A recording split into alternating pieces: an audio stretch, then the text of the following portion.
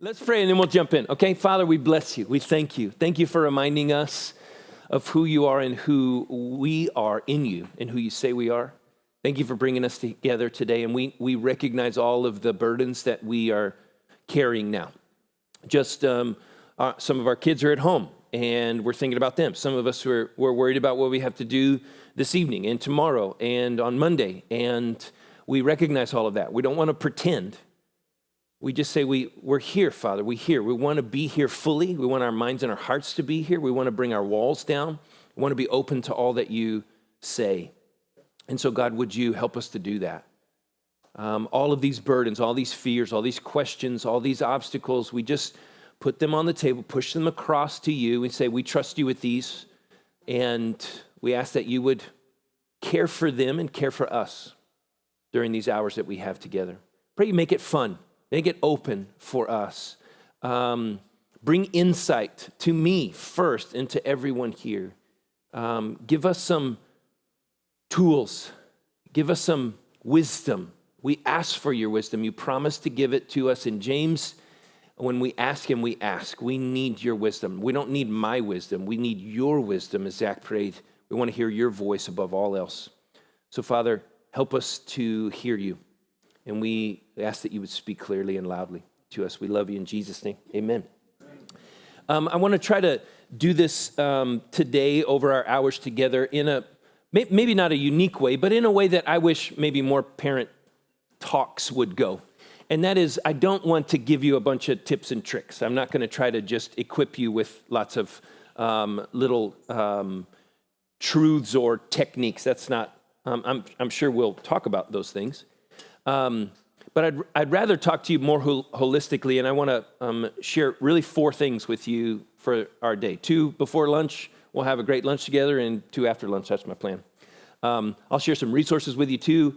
Annie was so brilliant to get us some notebooks so you can jot things down if you want, no problem.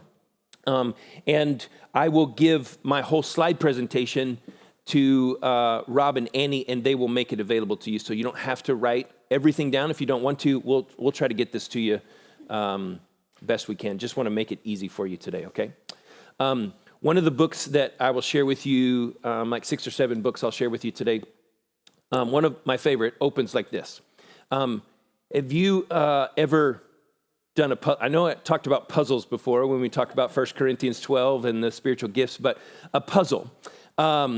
Imagine we are, instead of Legos in the middle of the table, we have a puzzle. And we can put a puzzle together, right? That's our goal today. And even though I don't like puzzles, maybe you're not a puzzle person, we can do it. We can do it, but it's good. One thing, as we put this puzzle together, all of the edge pieces have been removed. And so I know that's a lot of where you puzzle people start. You know, it's like you put the border together and then we fill in the middle. And I'm tearing things down. But that is not going to be the case today because we removed all the border pieces. Sorry about that, mate. That's good. So it'll be okay. It'll be okay. But we can still put the puzzle together. The second thing is there's been a handful of puzzle pieces from a separate puzzle thrown in. They don't fit no matter how hard you try. They're from a completely different puzzle, but that'd be fine. We can recognize them as we go, right? But we can still do it. We can still do the puzzle. It'll take a little bit longer, but we can do it, right? Third thing is we lost the box top. And so we have no idea what the picture's supposed to be like. Sorry? Just forget it. Yeah, exactly. And Dr. Kimmel says this is kind of what parenting is like for most people. We don't know what the borders are. We have some of the right pieces. We have a bunch of other pieces thrown in, and we have no idea what we're aiming at. And that is where I want to start with you today. I want to gift you, hopefully, these 4 things. These are the 4 things we're going to talk about during our time together, okay? And I know I'm standing in front of the screen, but you'll have to adjust. A model, a strategy, a goal, and a calling. And we want to talk about these from a high level because this is, I have found over the years, these are the things that help us put this puzzle together. A model may be sort of like the box top. which I think is probably one of the more important pieces in our puzzle analogy, right? Because if we had the box top, we could identify the wrong pieces, and we could probably get around not having the border pieces, et cetera. At least we could make some progress if we knew what we were aiming for. That would be a model. The strategy is the most important. That's what we're gonna rush to and probably spend a lot of time on the strategy, because that's where a lot of parents go wrong. That's where Liza and I have gone wrong before, all right? And then the goal, that's a big question. Like, what are we even trying to do, right? I mean, have we even thought about that? We'll talk about this, but a lot of people were like, I just want to raise happy kids. And I'm like, let's think about that for a second. Is that a worthy goal? Are they happy in their debauchery? Are they happy in their atheism? Are they happy in their whatever? I just want to raise well-adjusted kids. That's my all-time favorite. I have no idea what the heck that means. I'll just tell you. Well-adjusted to what? Well-adjusted to what? To the atmosphere in the room, to the lowest common denominator of their social group in college? Is that what you want them to adjust to? Like, that would be a dangerous goal as a parent, right? And then our calling, our everyday, like when you get up in the morning as mom and dad. I know we have future moms and dads. We have some unmarried folks in here. We have some folks working on their first child. We have a bunch of second and third and fifth kids. We even have parents of parents in the room, which we call grandparents. And so we've got a wide range of people. And I'm so grateful for that, because we're going to bring a lot of insight together. But what is your calling as parent? Even if you won't ever become a parent in God's plan for you, but you serve parents. You're friends with parents. Almost all of us know somebody who is a parent if we have a relationship with our mom and dad. If we have a relationship with friends. So these four things are, I think, really important. So the first one is pretty simple, and that's this question. When it comes to the scriptures, this is the interactive part. Where do we go in the Bible? Notice the qualifications for my question. I want you to tell me a book of the Bible that is dedicated to the subject of parenting. Proverbs, not the whole book.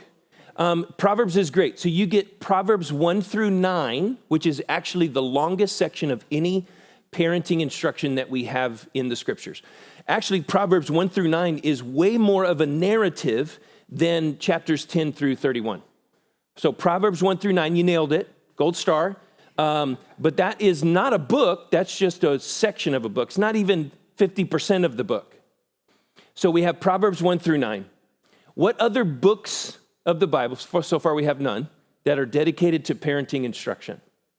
No. Okay, how about chapters? We got Proverbs 1 through 9. Any other full chapters? No? Okay, we have portions of chapters?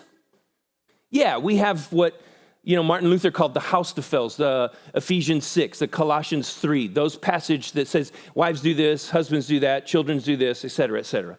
We have a couple of those, and that's it. So here's what we're left with. This is a real wrestling question. I'm not trying to set you up. How can we understand parenting, if it's important, and I would submit to you that it is, when God has not dedicated hardly any biblical square footage to the subject?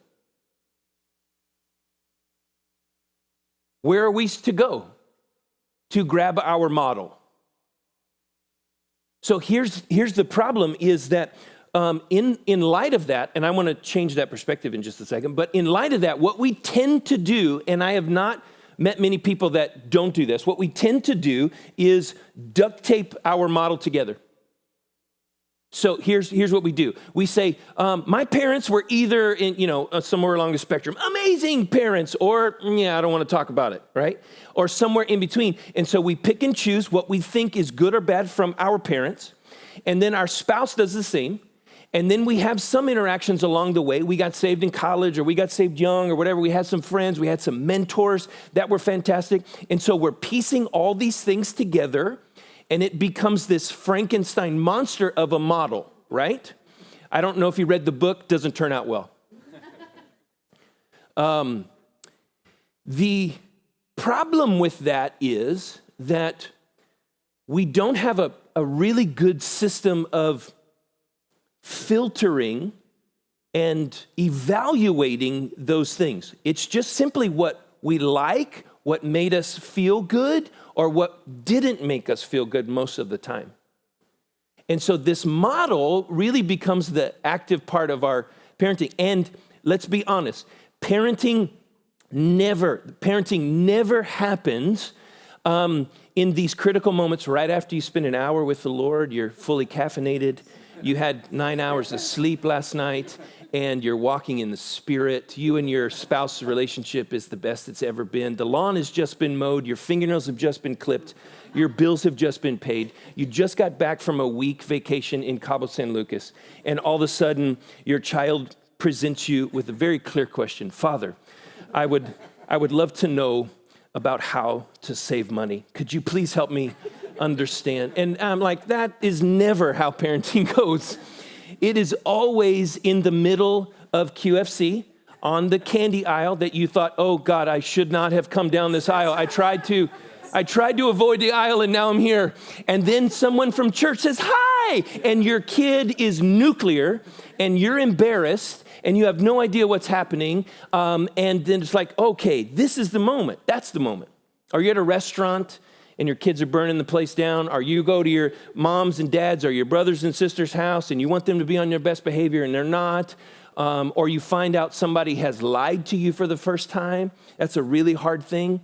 10 or 11 or a teenager, somebody's really lied to you about something. Somebody's been dishonest. You discover some sort of secret that's really, really hard. You get the phone call in the 3 a.m. and you're like, oh no. And you have to talk to police. You have to go somewhere to pick a kid up. There's all kinds of moments that are never sort of right. And if we're not having the right model, the right strategy, the right goal, the right calling in these moments, we're simply going to go down to where most people live, most parents live, and that's just survival, like make it through this moment. Yeah. And survival is important as a parent, very important for children and parents. But I would suggest to you that it's not a great strategy. Imagine if we would just walk through our day as an adult male or female, simply with the idea of survival. Like no other boundaries, no other goals, no other strategies. And that was our baseline. That would not be a very good life, not be a very full life, right? And so, yes, we have to survive moments. But what I want to do in these 4 things, starting with model, is lift you up out of the moment. So here's the first thing I want to do is help you see the scriptures in a different way, okay?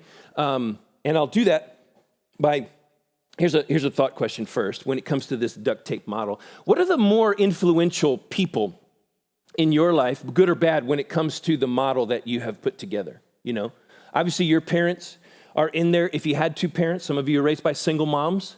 Some of you have step parents. Some of you had a very, very difficult parenting relationship. Some of you had pretty much the, Little House on the Prairie family relationship. But even in that, whether you were raised in a church or raised outside of the church, that can lead to different places. I'm sure you have met people who are raised in the church who have a significant problem with God because of the way they were raised in the church. And I'm sure you met people who were not raised in the church who loved Jesus passionately. And so it doesn't just matter your church of origin, your home of origin. Those should set you up for good things. But what are the more influential people in your life when it comes to your model? All right? Let me take you to a passage. I want to walk through this passage with you. And we'll use our Bibles. We'll look at them a little bit. There's a fascinating little idea in this.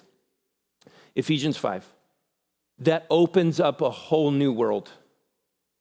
And this was a transformative idea for me. So Ephesians 5, this is the chapter where we go to at the end of the chapter in Ephesians 6 for the house to fall in Ephesians.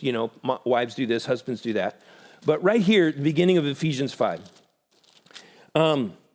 Therefore, be imitators of God as dearly loved children. That's it. I mean, it's a longer passage and much more beautiful. But let's just talk about what this means. Let's break it down. We are to imitate God, right? We are to identify as children of God. Let's go one step further. which means that we are to remember that God is Father. But if we are to imitate God, we are to imitate God as Father. And then it brings us all the way back around. Now, this is one of the passages that helped me see this simple truth. God is far too wise to simply give us parenting instruction in the scriptures. He is far too wise to just leave us with Proverbs 1 through 9 and a couple of passages in the New Testament. He embodies parenting instruction in a relationship. And so what we see from Genesis chapter 1 through the end is God as parent. And the entire scriptures become a story for us of God as parent. Think about how God has interacted with Adam and Eve, Cain and Abel, Noah, Abraham, Isaac, Jacob, all of Jacob's sons, David, even minor characters like Samuel and Samuel's children, or Eli the priest and Eli's sons. What about David and how he interacts with Absalom? That's a negative thing. What about how God interacts with Ruth and Naomi? What about how God interacts with Esther and Mordecai? What about how God interacts with the city of Jerusalem and the northern tribe of Israel, the southern tribe of Judah during the exile? What about how God interacts through Jesus, incarnate God, with the 12 disciples?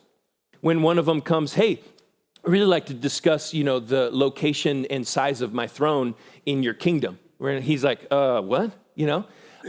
What we see in both good and bad, so it takes wisdom for us to understand, is a narrative of parenting throughout the entire scriptures. So that in every case, what we see is a model coming up from the bottom. It's much wiser, right? Do you see that? I hope you can see that. God is far too wise to just give us parenting instruction. Here's how you do it. When this happens, do this. When B happens, do C.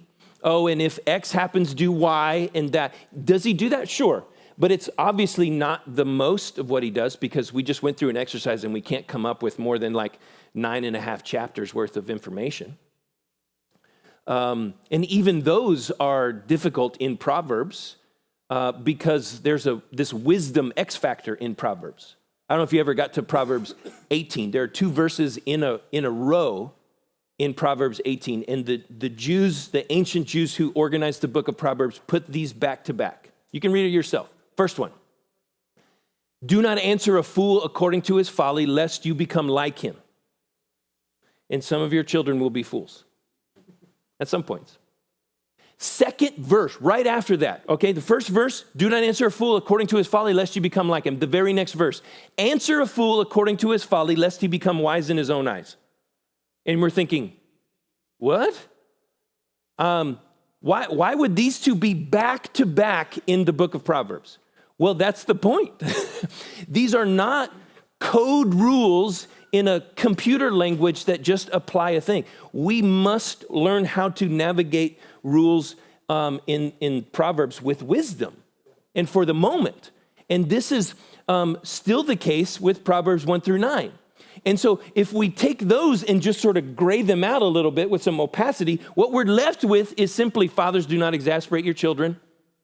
Lead them in the instruction of the Lord, and the similar verse in Colossians. That's it. But once we see God as parent rising up, then it becomes very, very, very different. And we get passages like Hebrews. Hebrews chapter 12 is a powerful passage because he says God treats you as sons. It is for discipline that you endure.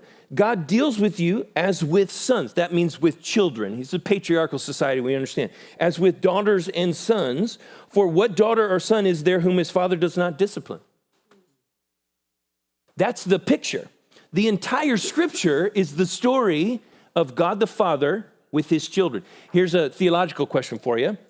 Why do we call the Father and the Son when there is not a generational difference between the two? Jesus is not called the Son, even in the Old Testament and the New, because he was generated by the Father. That's an very, very early church Christological heresy. There was never a time when the Son was not. He's eternal, but he's the eternal Son of the Father. They're both co-eternal. So there was never a time, even just the fraction of a nanosecond, it was not Father-Son. There was never a time when there wasn't Father or Son or Spirit. So why do we call the Son the Son? It's not generational difference. It's because the scriptures are describing for us a relationship. They want us to see the first person of the Trinity relate to the second person of the Trinity like we would relate father and son, parent and child. And so this becomes the paradigm of the scriptures. And it's a powerful, powerful idea. So when we have an instance that we're reading in the scriptures, one of the things that we should often ask, and we probably do, maybe without recognizing it, is, God, how are you acting in this moment, what I'm reading, as a father? How are you acting as parent, and what can I learn about that from my parenting?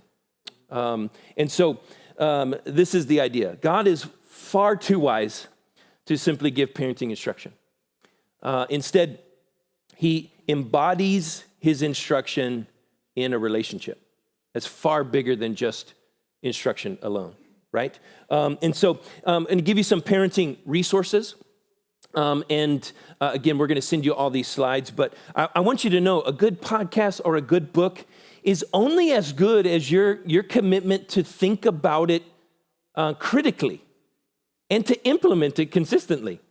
How many times, I can tell you, how many sermons have I heard in my life that I think, wow, that's great. I'm so grateful, learned a lot from that. In about 12 hours, 99+% of that just goes mute. How many books have I read? How many podcasts have we listened to? We're like, wow, that's so beautiful, that's good. And we stack it over here in our hearts and minds, but we are applying this over here, and we very rarely move stuff from this stack to this stack. And so a good book is just a good book unless you find something in it that you can consistently implement. And all the resources that I'm going to share with you, I do not buy 100% of what they're trying to sell, right? Some of them I'm like, I don't know about that. And Reach would be the same as a church. So I'm not endorsing all of these things, but I'm saying Paul David Tripp has become one of my favorite, surprisingly, because he's a very popular writer and author, and he has a contract with a publishing company, and he has to produce books on a certain thing. And so when you have to produce books on a certain level, sometimes the quality of those books can go down. I don't think that's true for people like Tim Keller. I don't think that's true for people like Paul David Tripp. They consistently put out books that are like, wow. This is his first book on parenting, Age of Opportunity, particularly about parenting teens. And when he started going and teaching on this, he recognized something. He recognized that this book doesn't answer most of the questions that people are asking. And he got really frustrated with himself, and he wrote a second book called Parenting, and this is how he starts this book. He said, the first book I wrote was good, I still believe all that, but it was just, it hit the wrong target. And so he writes this book, which is one of the best parenting books that I've ever read. Not because it covers everything, but just because he comes at it so raw and real, and the target is really, really good. And so if you ever pick up this book, you'll probably hear, and I'm going to quote him a lot, you'll probably hear some of the things that he says in this. But Paul David Tripp is an incredible resource for you. So I want you to think about this idea of model. When we come to the scriptures, it's really, really important for us to see God as Father. We call him Father all the time, but I don't know, for some reason, we don't cross the divide into that as him being parent. And him parenting us in this way, because that's going to lead to our strategy. And we're going to consistently ask, and we get into the next thing, is how does God parent me? If I do this, how does God parent me? Does he use this as a strategy? Does he use that as a strategy? Does he use this as a strategy? And we're going to be surprised with our answers, perhaps. We're going to be really surprised with our answers, because what we tend to do is we get into the actual muck and mire of parenting, and we tend to employ all these random strategies that we pick up from life, and we don't filter it through. Does this how God treats me? And if we were asked that question, I know, and tell you, in my parenting, if I were to ask that question a lot, am I treating my kids the way the Father treats me? The answer is a resounding no. No, this is not how God treats you. We're like, wow. And here's good news. Here's really good news. God is a good parent. He's a really good parent, right? And let's add this. He has a bunch of rascally children. And so you can be a great parent and still have rascally kids. It's the truth. And so the goal of today is not for you to become a perfect parent, right? We quote what? Cheaper by the dozen. There is no way to become a perfect parent, but there's a million ways to be a good one. This idea of models where it all starts. This idea of models where it all starts, okay? When it comes to discipline and obedience and boundaries and communication, we're going to talk about all those things, and we're going to give you a lot of specific tools again, but I don't want to equip you with just tips and tricks and tools. I want to hang it on these 4 pegs, and model is absolutely essential to get, okay? Father of a 3-year-old has a nightly ritual. And his nightly ritual is, after things have calmed down a little bit, he goes into the kitchen. He pulls a glass out of the cupboard, sets it on the counter, goes over to a separate cupboard, opens it pretty high, and pulls down a cookie jar and a plate. And he puts 3 small cookies on the plates, always 3. He puts the thing back. He goes over to the refrigerator, pulls out the milk, pours himself 3/4 of a glass of milk, puts it back, takes his glass of milk and his small plate of 3 small cookies back to his favorite chair, eats said cookies, drinks said milk. And that's how he ends almost every evening, this particular father.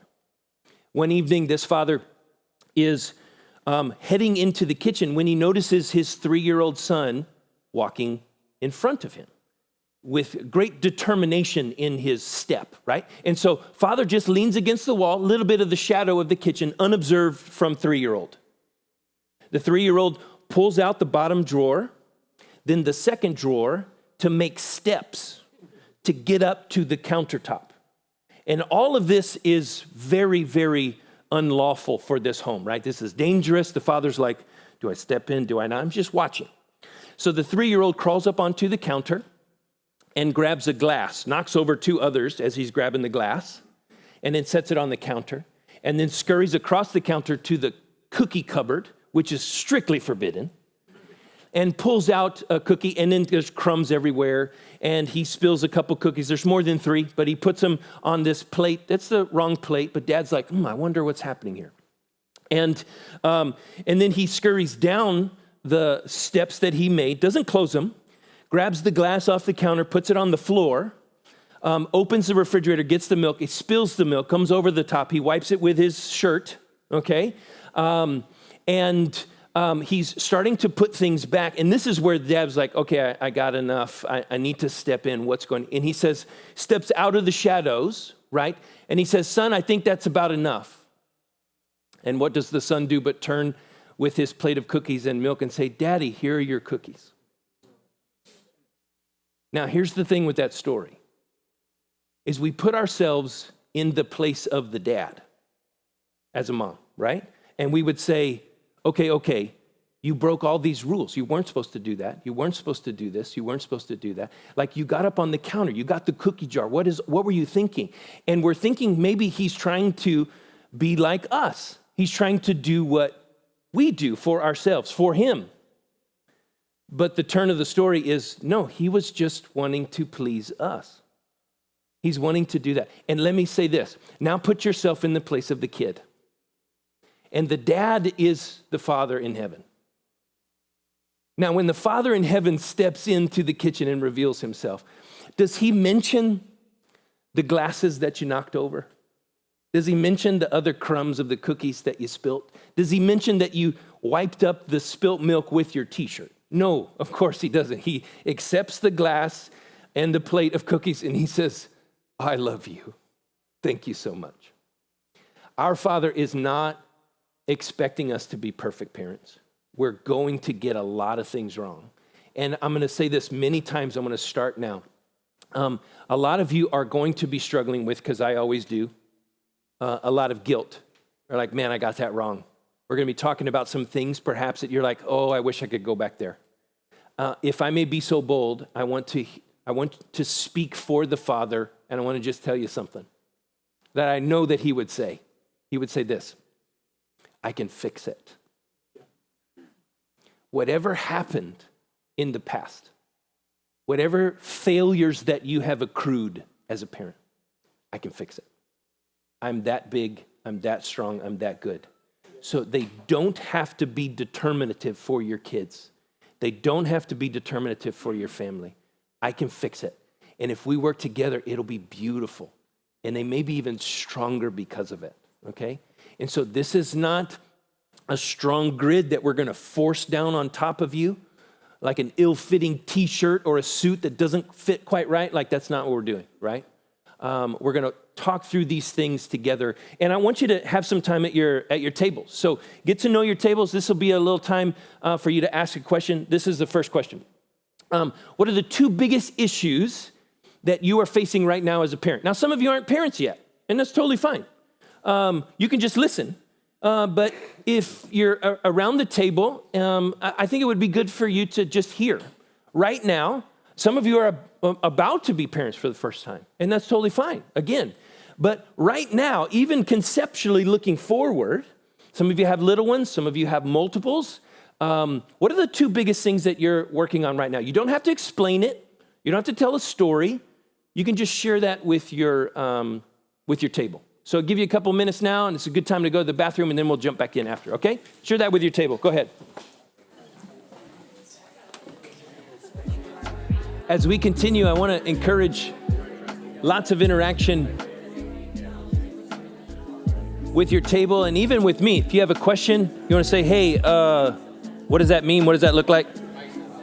Is it not? Speak up, Scot. It totally is on, Jeremy. It totally is on. I have a green light. Thank you very much. I want to encourage continued interaction. We want this to be interactive. This is not just a lecture. And so if you have a question like, hey, call me on it. You're like, hey, I'm going to call BS. I want to say, what are you talking about? Can you help me explain that? I don't believe you, or whatever. You're not going to frustrate me by doing that. You may stump me. I may not know the answer to your question, but we're going to kind of keep going. So these 4 points, I call them 4 corners because it's sort of like, for me, it's like a simple sheet of white paper. There's a lot of 4 things we're going to talk about, okay? A lot of 4s. So we're going to talk about the 4 seasons of parenting. We're going to talk about 4 great challenges. We're going to talk about the 4 freedoms inside the home. Lots of 4s, lots of 7s. There's just some 6s and 2s and all that kind of stuff, okay?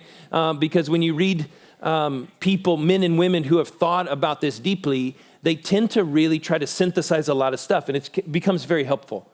But when it comes to these 4 corners, I see it like a piece of paper, and I want to, I used to love making paper airplanes when I was a kid, and if we can get these 4 corners right, we can fold our parenting into a lot of different things, and a lot of different tools in beauty can come out of that. Okay, so we talked about the model, and that is really sort of like what we are chasing. We're still going to talk about goal, and so that becomes this particular specific thing that we are chasing. But this, what are we aiming at? What are we supposed to be like? Right? When it comes to strategy, this becomes the how. How do we do that? And the how of parenting really is like comes to another thought question is like, what do you think are the greatest needs of your kids? Now, here's the really tricky part, is that we tend to think that our kids, and we are right in some aspect, we tend to think that our kids' needs change as they grow, as they mature, and they really do, you know. I can remember seasons, and they're off and on seasons for us, when the greatest need that we thought for our kids was like really good friendships, really good people for them to connect with. And we prayed for years and still off and on pray hard for great friends for our kids, because we know that there's very few stronger influences than like peer friends, right? Especially if they love Jesus and they've walked with Jesus more than you did. That's what was God's grace in college. I got to collect a small group of very great friends that love Jesus. And I'm like, wow, that was a powerful influence. And so what would be the greatest needs? We often think, if we're honest, we're like, well, I want my kids to be safe. And if that's one of your the great needs that you have for your kids, then that's really going to guide your strategy. Because your needs, what you assume or rightly think are the needs of your kids, the greatest needs of your kids, they will guide your strategy. Another way to ask this would be this, like, what are among the awful things that we think about at night, what is the very worst thing that could happen to my child? You think about those things. I know you do, or you will when you become parents. These are the things that you run through as you're trying to go to sleep at night, and they bring great fear and your shoulders get tense. You hear stories, you read books, and you're like, oh God, I don't want that to ever happen to my kids. You know, those kinds of terrible scenarios. As a pastor, I've walked with kids, I've walked with parents and grandparents and great-grandparents, and I've heard a lot of stories. I've heard stories of systemic abuse that went unheard of from grandparent to grandchild in the home of the parent. We've walked through abuse from sibling to sibling. We've walked through the stories of like this perfect family, at least from the outside, servants at the church, and we realize there's severe domestic abuse going on between husband and wife, and the kids are growing up underneath that. All manner of things. We've walked with parents who weren't feeding their kids. We've walked with parents who weren't caring for their kids like most basic cleanliness needs, and it got really tricky. We're like, wow. So when we think, what are the very worst things that could happen to our kids? We tend to think they're lonely, they go through a divorce, they lose a kid of their own, they have some sort of tragic health issue that leads them down a very hard road, right? Might I suggest, as Jesus followers in the room, that the very worst things that could happen to our kids is that they never fully understand their need for a Savior. How about that as the top of the list? And I would be honest with you and tell you, I never thought of that for years. I never thought of that as the greatest need for my kid. Because we tend to assume, hey, I'm going to create a home, I'm going to live this out, and they're going to follow suit. What if they don't? We already said in the beginning that a lot of you and a lot of our friends grew up in a Christian home, and they grew up far from God. They don't want anything to do with God because of the way they grew up. And then I have a lot of friends who didn't grow up in a Christian home, like I didn't, in a pseudo-nominal sort of Christian, very legalistic denominational way. So I guess I'm sort of in both camps. But they grew up far from the church, and yet they love Jesus now. And so it doesn't just determine where you travel on Sunday mornings and how often you gather, and the fact that you have a Bible on your nightstand or a cross on your wall, right? That is still a need, and I hope you understand. If not, we'll talk about it a lot. You cannot believe for your children. You can't save them. That's really hard for a lot of folks. And we try. And that leads us all to these strategic moments. What is our strategy? What is our strategy? Let me give you some options. There is a law-based strategy that says obedience is the highest goal.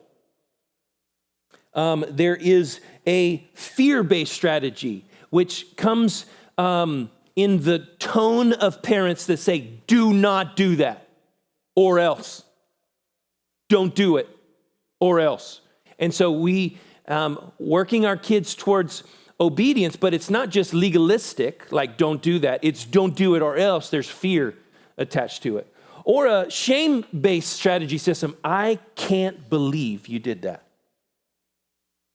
Don't do it or else. I am so shocked that you did that. A shame sort of in that tone, at least. Control-based. Do it this way and only this way. Or a friendship-based strategy, and that is, I've seen this a lot, and that is like, hey, let's do it together. We're peers, we're equals, even though you're 4, and I'm 30, with a master's degree, we're equals, we're all good, you know? And I just want to be your friend, so we don't have any power struggles, right?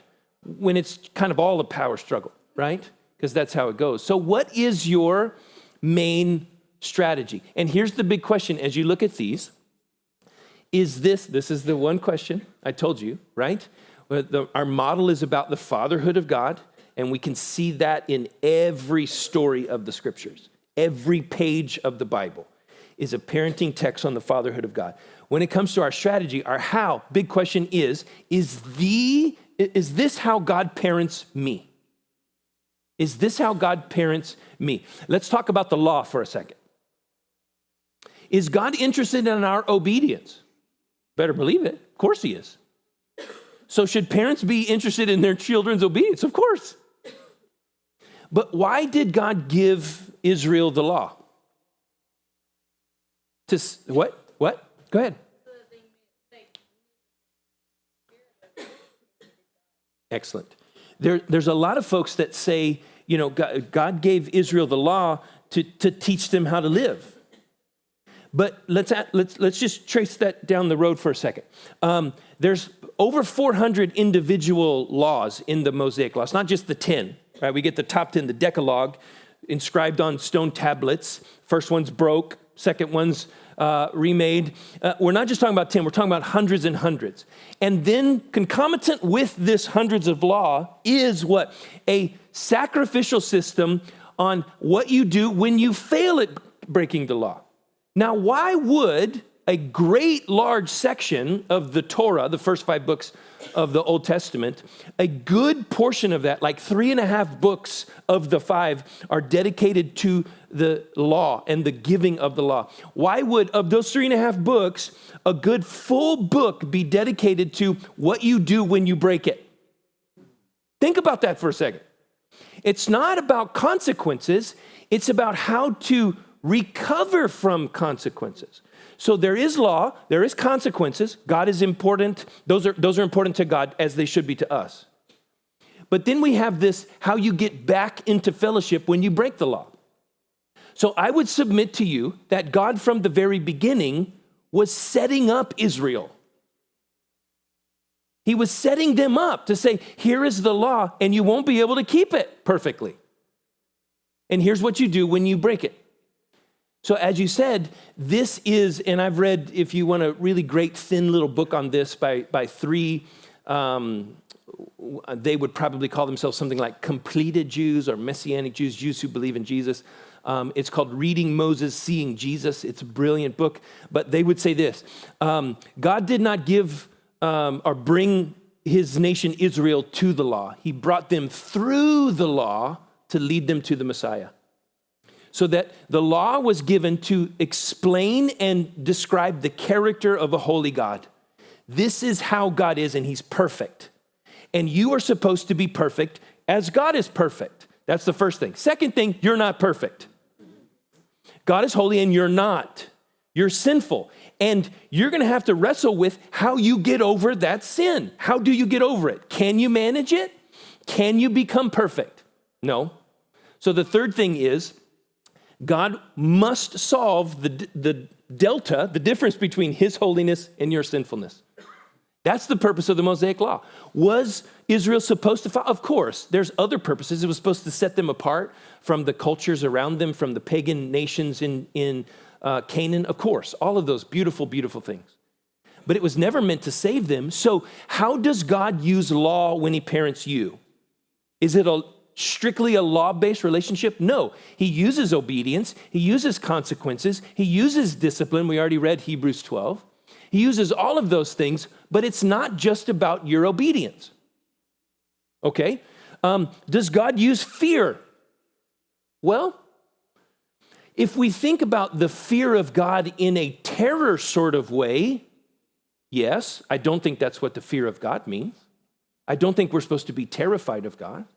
I think even when Moses around the burning bush takes his sandals off and hits his face, or when the angels show up in Genesis 18, or when the the pre-incarnate Son of God shows up as the angel of the Lord in the Old Testament and people hit their face, I don't think that is this idea of absolute terror. It is a respect and awe that verges on terror for sure, but I don't think that's the fear of God. I don't think when we talk about fearing something, that's how God interacts with us. I don't think we see that. The perfect love of God casts out all fear in 1 John 4. So does God use fear? No, not like we do. Not like the world does. Does God use shame? He uses conviction. He can even use guilt in some way. But shame and guilt and conviction are not identical. And so does God say, I can't believe that you would do that again? I mean, how many times have we been here? How many times have we repeated this story? Are we on like 378 right now? Like seriously, can you at least for once snap out of it and do the right thing? Is that how ever like God speaks to us? So we have this idea that we have this pile of sinfulness in front of us. And God is on the other side, and he's looking at the pile from the other direction, and I'm looking at it from this direction, and he's sort of peeking over the top. It's steaming, it's stinking, it's growing, and he's like, if we could just get rid of this pile, you and I would be good. You and I would be good. So we have this idea of the fatherhood of God, some of us, God standing up above us with a frown. He's saying, I just wish you would do better. If you would do better, we would be better. Now let's think about that for a second. Is that really how God speaks of it? A.W. Tozer says that how we picture God's face when we think of him is the most important thing about us. So when we think of the Father, wherever he is, in a big divine rocking chair in heaven or whatever, what do you think he looked? And I'll be honest with you and tell you that for years, even after I got saved, but definitely before, when I thought of God, his arms were folded, he was looking down, and he was not happy. He was just frustrated. He was like, Scott, seriously? Seriously? That's all I heard him say. Seriously? Really? Again? Can't you do better? And I kept saying, I'm trying to do better. That was it. That was our relationship. Do better. I'm trying to do better. And I would ask, really, is that how the Father parents you? Harder question. Is that how your children would say you parent them? I'm guilty of that. There were times in our past parenting where I think that's probably what our kids would probably say if they could verbalize it in that way. All I get from you is this is what you did wrong. Never what you did right. This is what you did wrong. And would you eliminate what you did wrong? And if you eliminated what you did wrong, then I would be happier with you. This is control, fear, shame, law-based. I would submit to you, it's very easy to see that God does not interact with us as a friend. Abraham was called the friend of God, and we are called the friend of God, but God never condescends to our exact level. God condescended himself in the incarnation of Jesus, and so he wrapped on our flesh. But we read the Bible accurately. We don't ever see God as equal to us, as a friend would, right? Please understand what I mean by friend. I know we are called and can be called the friend of God, and we can call God friend, and he calls us friend, but that does not mean that we're equal. That's what I mean by a friendship strategy. So all of these strategies, I would say, are pretty popular, and it's not necessarily always thought out. It's just how we jump into it. So let's look at a passage. Let's look at Titus chapter 2, if you've got your Bibles. This is a beautiful passage. And it's, again, one of those shocking passages, I think, because I'm going to suggest to you a very different operating system, and you should and probably will question it a lot, because almost everybody does. Because if we're honest about the way God parents us, we would question it. We would say, is that really how you parent me? That's a little dangerous, God. That's a little risky, God. Right? This is what Titus 2 says, starting in verse 11. For the grace of God appeared in bringing salvation to all men, instructing us to deny ungodliness and worldly desires, live sensibly, righteously, and godly in the present age, looking for the blessed hope and the appearing of the glory of our great God and Savior, Christ Jesus, who gave himself for us to redeem us from every lawless deed, purify for himself a people of his own possession, zealous for good deeds. There's a lot in this passage. It's beautiful. It's one sentence, as I recall in Greek. So notice the beginning. For the grace of God has appeared, bringing salvation. We're like, yes, that's what we often think about when it comes to the grace of God. Grace of God saves me. It's a free gift. I don't earn it. I'm not climbing a ladder to heaven of good works so that I cross some imaginary line and all of a sudden God says, now you're acceptable to me. Okay, you've come up this far. That's great. That's not how salvation works. It's not even synergistic. It's not like the grace of God plus works. It's a free gift of God's grace. We see that everywhere in the New Testament, even in Jesus, particularly in Romans, Galatians, Ephesians. It's very, very clear. But what we don't understand often is the role of God's grace after that. We tend to say, oh, God saved me by his grace. And we take this grace and we put it on a little shelf there right by the entrance to our heart. And we say, look, that's how I got saved. God's so good. I didn't earn my way. That's it. Look, it's the gift of God's grace. And that's why we're here. And that's why I'm going to heaven. And that's why I have hope and the Holy Spirit and all of that, right? And he's like, that's great. But I didn't give you grace just for that. Notice the role of grace here. It's sort of hidden. We don't see it in the beginning, but it's very clear. For the grace of God has appeared, bringing salvation, verse 12, instructing us to deny ungodliness and all these things. Oh, grace in the semantic vocabulary of the Greek, grace is the instructor. The grace of God has appeared, bringing salvation, instructing us. Grace is our teacher. That's how God intended it. And so I would suggest to you that as an operating system, grace, we could add the fuller concept of grace and truth in this text in John 1. For the law was given through Moses, but grace and truth came by Jesus. He would say, I'm not going to parent you according to obedience because obedience is not my highest value. Is it a value of God? Of course it is. We've established that. It's not my highest value. And so the law was given through Moses, but grace and truth came by Jesus. And so I'm going to use grace as a single word for the idea of grace and truth together as the way that God parents us. Now, let's think about that. Because we often think grace as a delivery system or an operating system or a strategy in parenting is, so that means, like no consequences, no boundaries, obedience isn't that important. We just sort of let them do. And let's pause right there and ask, is that really how God parents you? Of course not. We've already established. God says obedience is important to me, not the highest value, but it's important. Consequences. Does God give us consequences? Of course he does, like some immediate consequences. Does God set boundaries for us? Of course he does. Does God discipline us? Of course he does. Of course. So we understand grace wrongly if we say grace is not a friend of obedience and consequences and boundaries and discipline. No, that's not how God parents you. And it sure seems like, as we continue in the scriptures, God says, I use the law. We could say Galatians 3. I use the law as a tutor to bring you to Jesus. Jesus is your master. Jesus is your savior.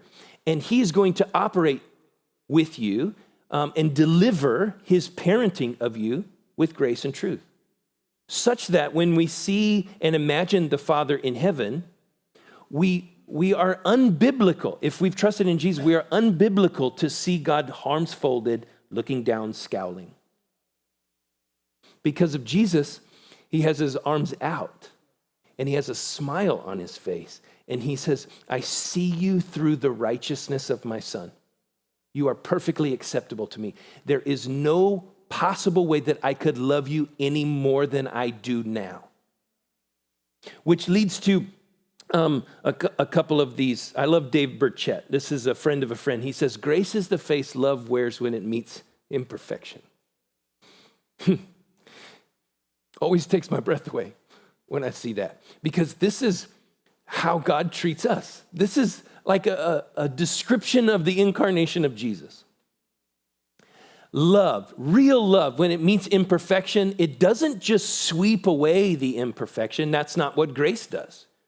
Grace does not just say, we're just going to pretend like that's not real. We're going to put it under the rug. We're just going to throw it off to the side. God never does that. God can't forget. Can God ever forget things? No, but so the Psalms say that God removes our sin. Yes, it uses the idea of forgetting, but most of the time when we talk about God forgetting in the Psalms, we say, God, please don't forget your covenant. Please don't forget your grace. Please don't forget your truth to me. And God would say, that's not possible. I don't forget. So does God keep account of all of our wrongs? Yes, but the Psalms say he removes it, and I love it, as far as east is from the west. It's a perfect picture because where you are, wherever you are, where is east? Well, east is way that way, and west is way that way. And they never sort of come together. And that's what he says, I forget. So grace is the way that God interacts with us. And that leads us to the strategy. So this is what Paul David Tripp says, that parenting is not a behavioral control mission. It's a heart rescue mission. And that perfectly describes the way God parents me. He is not simply interested in perfecting my behavior. He is interested in rescuing my heart. And sometimes, listen, sometimes really terrible behavior God uses to rescue my heart. He doesn't intend the terrible behavior or create it, but he uses it. And how can we do that with parents, as a parent? So grace as an operating system. I'll tell you, when we want to be very, very practical. I needed to lay some of this groundwork so that we can be practical, right? For instance, when we tend to go into like threat and fear-based things, right? And I'm not making fun. I'm saying, when I'm talking very personally, Liza and I have done all of these things, okay? I'm not pointing at you. I'm not saying I can't believe you would ever do this. But like, for instance, have you ever seen, don't chuckle or elbow somebody next to you, right? Have you ever seen someone say, I need you to do this, and the kid doesn't do it, and it says, I'm going to count to 3. And then we count to 3, and then there's nothing that happens after 3. I would just ask, does God do that? No, God doesn't simply do, he's like, okay, 1, 2, are you really? 3. And he's like, I'm going to count again. It's like what do parents do? I'm going to count to 7 now, all right? And we get to 7, and then there's nothing that happens at the end. Let's be really honest, okay? And let's say, what does that teach even a 3-year-old child? The 3-year-old child says this, and we're going to get to this, is really, really powerful. Really, really powerful. The 3-year-old child says, my parents don't do what they say they're going to do. And if I just wait it out, I get what I want. When you count to 3 and you say, if you don't, then I am, and you don't say what you were going to do, the kids learn something. The kids are constantly learning, and very, very young, they're constantly learning. They're watching you. And here's what we're going to get at when it comes to calling. The big question is, how does your child learn to love and trust an invisible, incorporeal God? Here's the really hard truth. How does your child, as young as 3, 2, 3, 4, 5, how does your young child learn to love and respect and obey an invisible, incorporeal God? They have no concept for how God is, where he is, what he looks like, what he does, what he likes, what he doesn't like. We can tell them all these things, but it's still very vague. How do they learn how to do that? This is why God gave kids parents. Because parents are proxies. They learn how to love and respect and obey an invisible God by learning how to love and respect and obey a visible parent. A parent is never perfect as God is perfect, but this goes with all the psychology follows, even non-Christian child psychologists, behavioral psychologists, cognitive behavioral therapists, all of the things, they will say to this, that this concept of, if they're theists, this concept of God for kids primarily comes through their relationship with Father. If they don't have a father or a very good father, that can be damaged. There are other ways. God is gracious. There's other ways to get around that. A child's concept of love and nurturing primarily comes through mother. There are other ways around that. If you didn't have a mom, if you grew up without a mom or a really dysfunctional, unhealthy mom, and then we see that God is love, we see this combination. Best homes, you know this, but not all do. The best homes have two parents. Parents come in pairs. They're supposed to. But that is not all of our story, and that's not all your story. And so that's what makes it really, really complicated. When I meet a single mom or a single dad, I just want to hug them. I just want to hug them and cry on their shoulder and follow them around and say, what can I do for you? I just want to love you and support you, because they're superheroes. We would not have made it through parenting if Liza and I didn't do it the same, because we had to tap out. We're like, I can't do it. I'm about to go postal on somebody, some way, and I don't want to punch through a hole through the wall. I don't want to be that kind of dad. And so I just need to go take a walk. And she's like, I'm going to step in, It's like tag team wrestling. And your kid never tires. I don't understand. It's like, how? He's screaming for 4 hours. That's like Herculean. It's crazy. And I can't, I'm a 30-year-old. I can't do that. Like, man. And so there's this test of wills, right? All these things. And so this idea and concept is really, really important when it comes to what we're actually trying to do when it's strategy. We talked a little bit about the model, but this is how. This is my second top pick. And this book, Dr. Tim Kimmel, is really all about not choosing false strategies like fear or shame or control, but implementing a grace-based strategy. He calls it a delivery system in your home. And again, he spends a good portion of his book, probably more like 20 to 25% of this book, which I highly recommend. It's fantastic. He is simply countering the rebuttals of the idea of, really, grace as an operating system in our home? And he constantly says, like a dozen times, he'll say, the big question is that how God treats you? Does God not care about consequences? Because that's what most people's misunderstanding of grace is. Grace is just like, oh, God just says, oh yeah, it doesn't matter to me. I don't care about it. Is that true? Of course not. That's not the grace I read in the scriptures. Grace says, I can fix it. I've redeemed it. I've paid for it in my son. Do I want that for you? Absolutely not, because it doesn't reflect my character and it's not good for you. But it's not going to keep me from relationship with you. So when you disobey the Father in heaven, does he take a step back? No, he takes a step forward. He takes a step forward. And why? Because grace is his operating system. Grace is his strategy for you. And that's what we do as parents. Does it get complicated? Of course it does. Of course it does. Diagnostic questions. Warning signs of a faulty strategy system in your home. Let's just walk through these. Your parenting's mostly about negotiation. All right? It's like, we can do it Indiana Jones style if you want. You put it in my hand, I'll put it in yours at the same time. We'll click, it's like, how about, what would you like for dinner? And I get it. Negotiation is a survival tactic. Like, what would you like for dinner? I'm going to make this for the rest of our, and then after a certain number of years, you're like a short order cook, you're taking orders. Okay, what do you want, a burger? Okay, you want pasta? You want veggies? Like, I don't know, where'd you come from? You want all, and then you're cooking all these things rather than just saying, no, this is what I'm making, and you're going to eat it or not, or whatever, right? But is there negotiation? Of course there is. There's always negotiation. I'm not making fun of that. I'm just saying we lived it.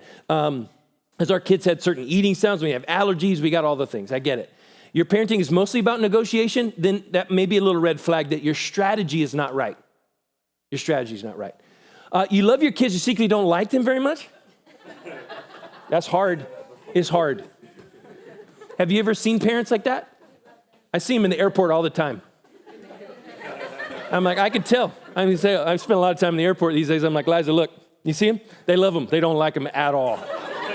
They don't like him at all.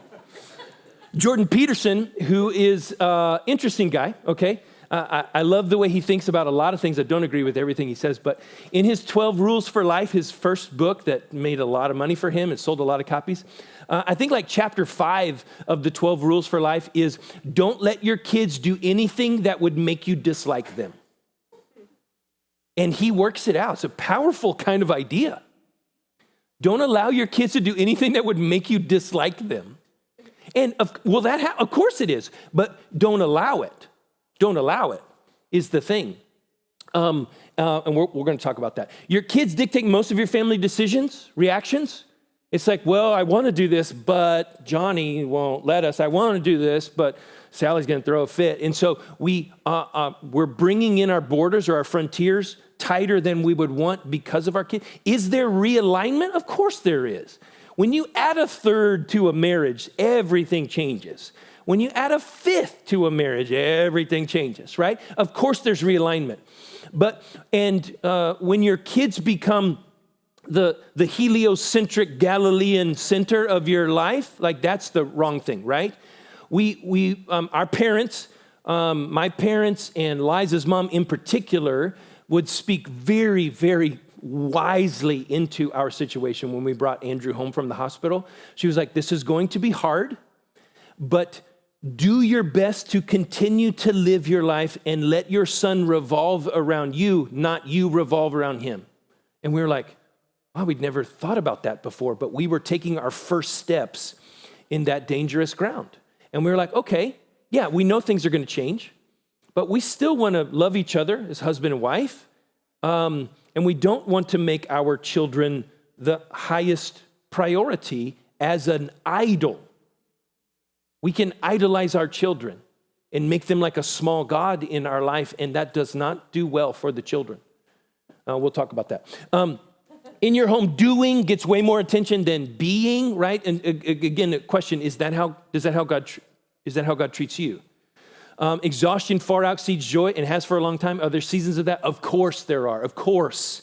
You're like, I'm exhausted. I can't see the sun.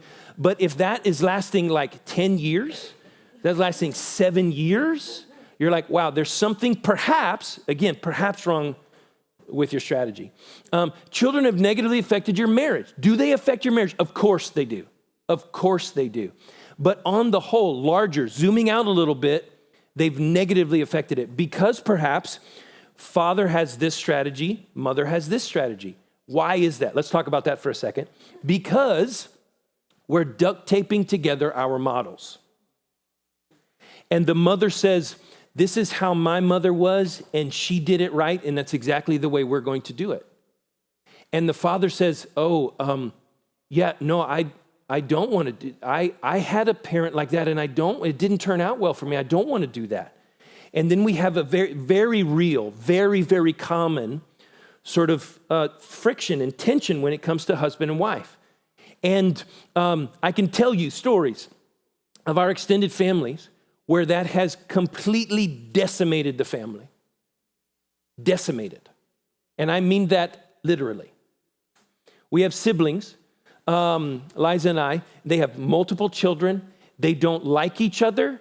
They don't want to spend time together. And husband and wife are just really, they love each other at some level. They're connected at some level. But when it comes to the way that they treat their kids, they are light years apart.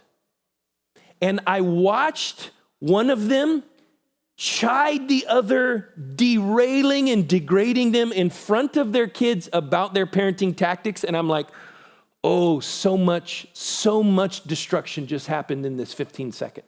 15 seconds. Father wanted to do something to respond to kids' behavior, and he did. And then mother responded to father. I can't believe you would ever, in front of children and other children. And I was like, oh God. And I watched it all. I was like, okay. Yeah, it's not good. Not good. If parenting has severely negatively affected your marriage, of course, it will change it, of course. Then that may be, again, this is just maybe, a warning sign that your strategy's off. Your kids are growing distant, secretive, or fearful.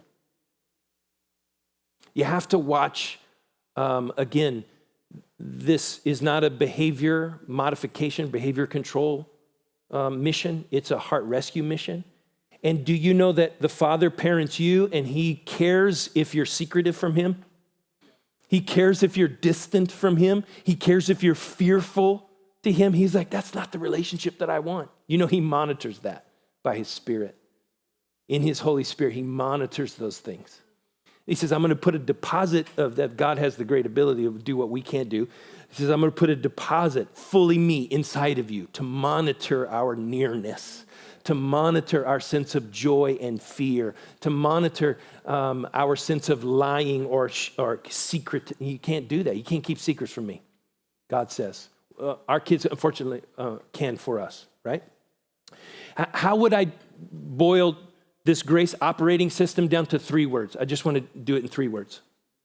Because this is important, and we're going to talk about it very practically in just a second, but I would boil it down to these 3 words.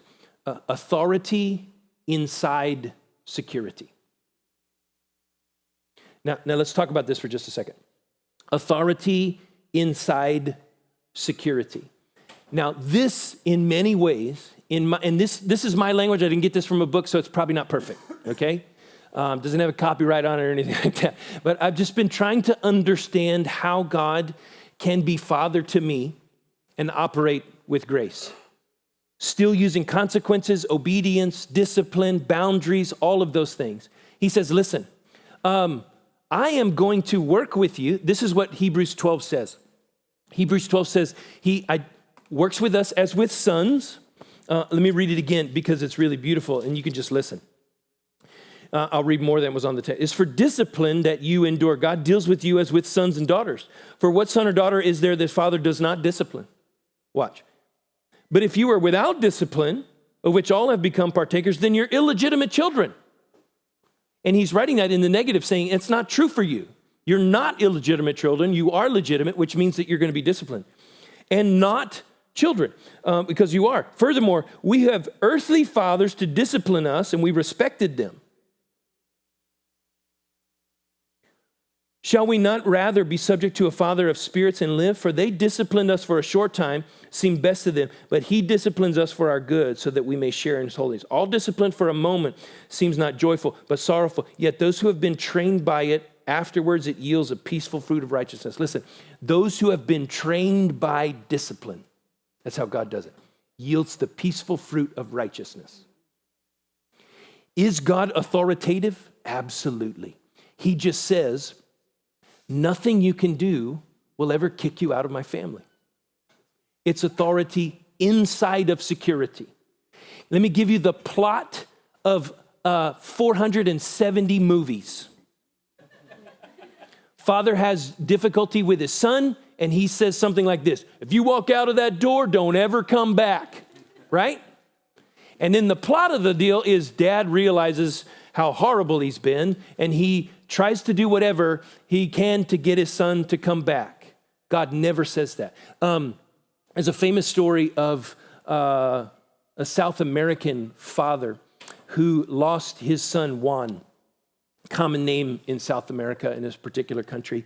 And Juan had run away like a prodigal, and father is searching for him. He doesn't know where he is for a certain number of years, and then he pops up in this city. So father travels to the city and can't find him. So he decides to put an ad in the paper that says, Juan, this is your father. All is forgiven. I love you. I want to restore relationship with you. I will meet you at this particular spot under the clock tower in the center of the city on Thursday at noon. He goes there Thursday at noon. There are 800 Juans there. Because that's the story of a lot of kids. They have authority without security. So if I don't do right, I may not be a son anymore. I may not be a daughter anymore. But that's not how God does it. He says, listen, I will discipline you. There will be consequences. And some of them are going to be painful. Even if you read in 1 Thessalonians and 1 Corinthians, like some of those consequences can even result in like premature death. Like God can use really drastic things. That's his prerogative, not ours, by the way. Don't transfer that, okay? You will go to prison. Please don't do that. But God says some consequences lead to death. This is the sin, the consequence, the power of sin that we're dealing with. So he does not remove consequences. He does filter them through his grace. But he says, man, some of the hardest things that you will do are consequences to your sin, but I'm going to use those to train you. So authority inside of security is the way that I think God parents us. And I think that's a good description of a grace operating system. Let me give you a practical way of doing this. I've developed this too over the years, but I think this is informative for us, okay? Expectations, discipline, and values. What we normally operate on with our kids is this level of expectations. Hey, you didn't pick up your room. Why didn't you pick up your room? I told you to pick up your room. Well, I was going to. Yeah, well, if you were going to, then you would have, right? And so why didn't you brush your teeth? I told you to brush your teeth before bed, all right? Or you didn't get all A's.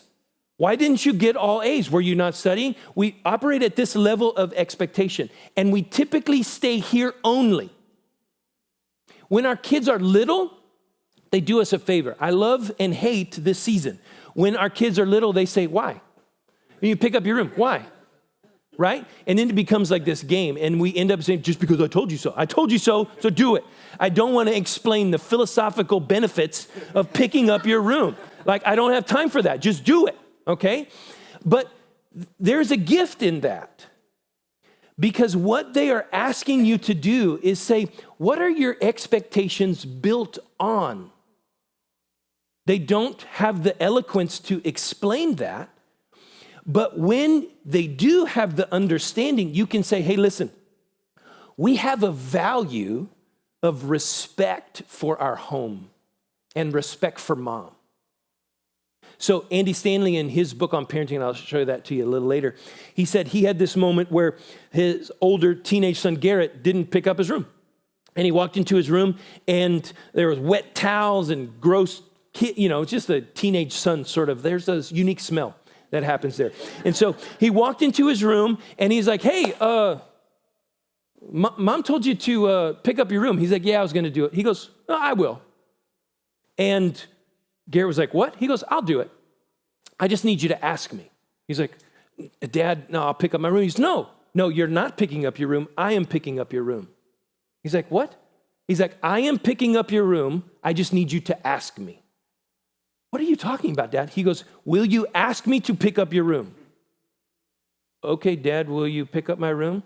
Yes, I will. He starts to pick it up. He's like, why? He goes, because every time you don't, you are essentially asking me and mom to do it. I just want you to ask with words. And he was like, oh, okay. He said, because we have a value of respecting mom and dad. That's why it's important for you to pick up your room.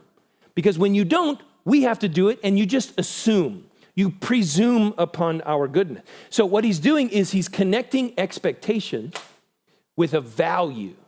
I think that's why kids ask a lot of why in a certain season of their life.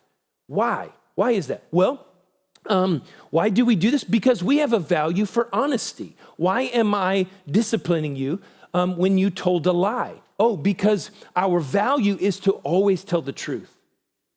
And when we use that language, oh, okay. But in the middle are disciplines. We could do something simple, like I have the expectation of losing weight. Why? I struggle with the expectation. I didn't go to the gym. Okay, fine. Well, what's the value behind? Well, the value is just simply be healthy, to honor God, to represent Jesus well in the world. That's my value. Okay, but in the middle is a discipline. Between the expectations where we typically live as parents, we must connect them to values and then say, no, disciplines. There's the rhythms that we're going to live in. Does God do the same thing? Yeah.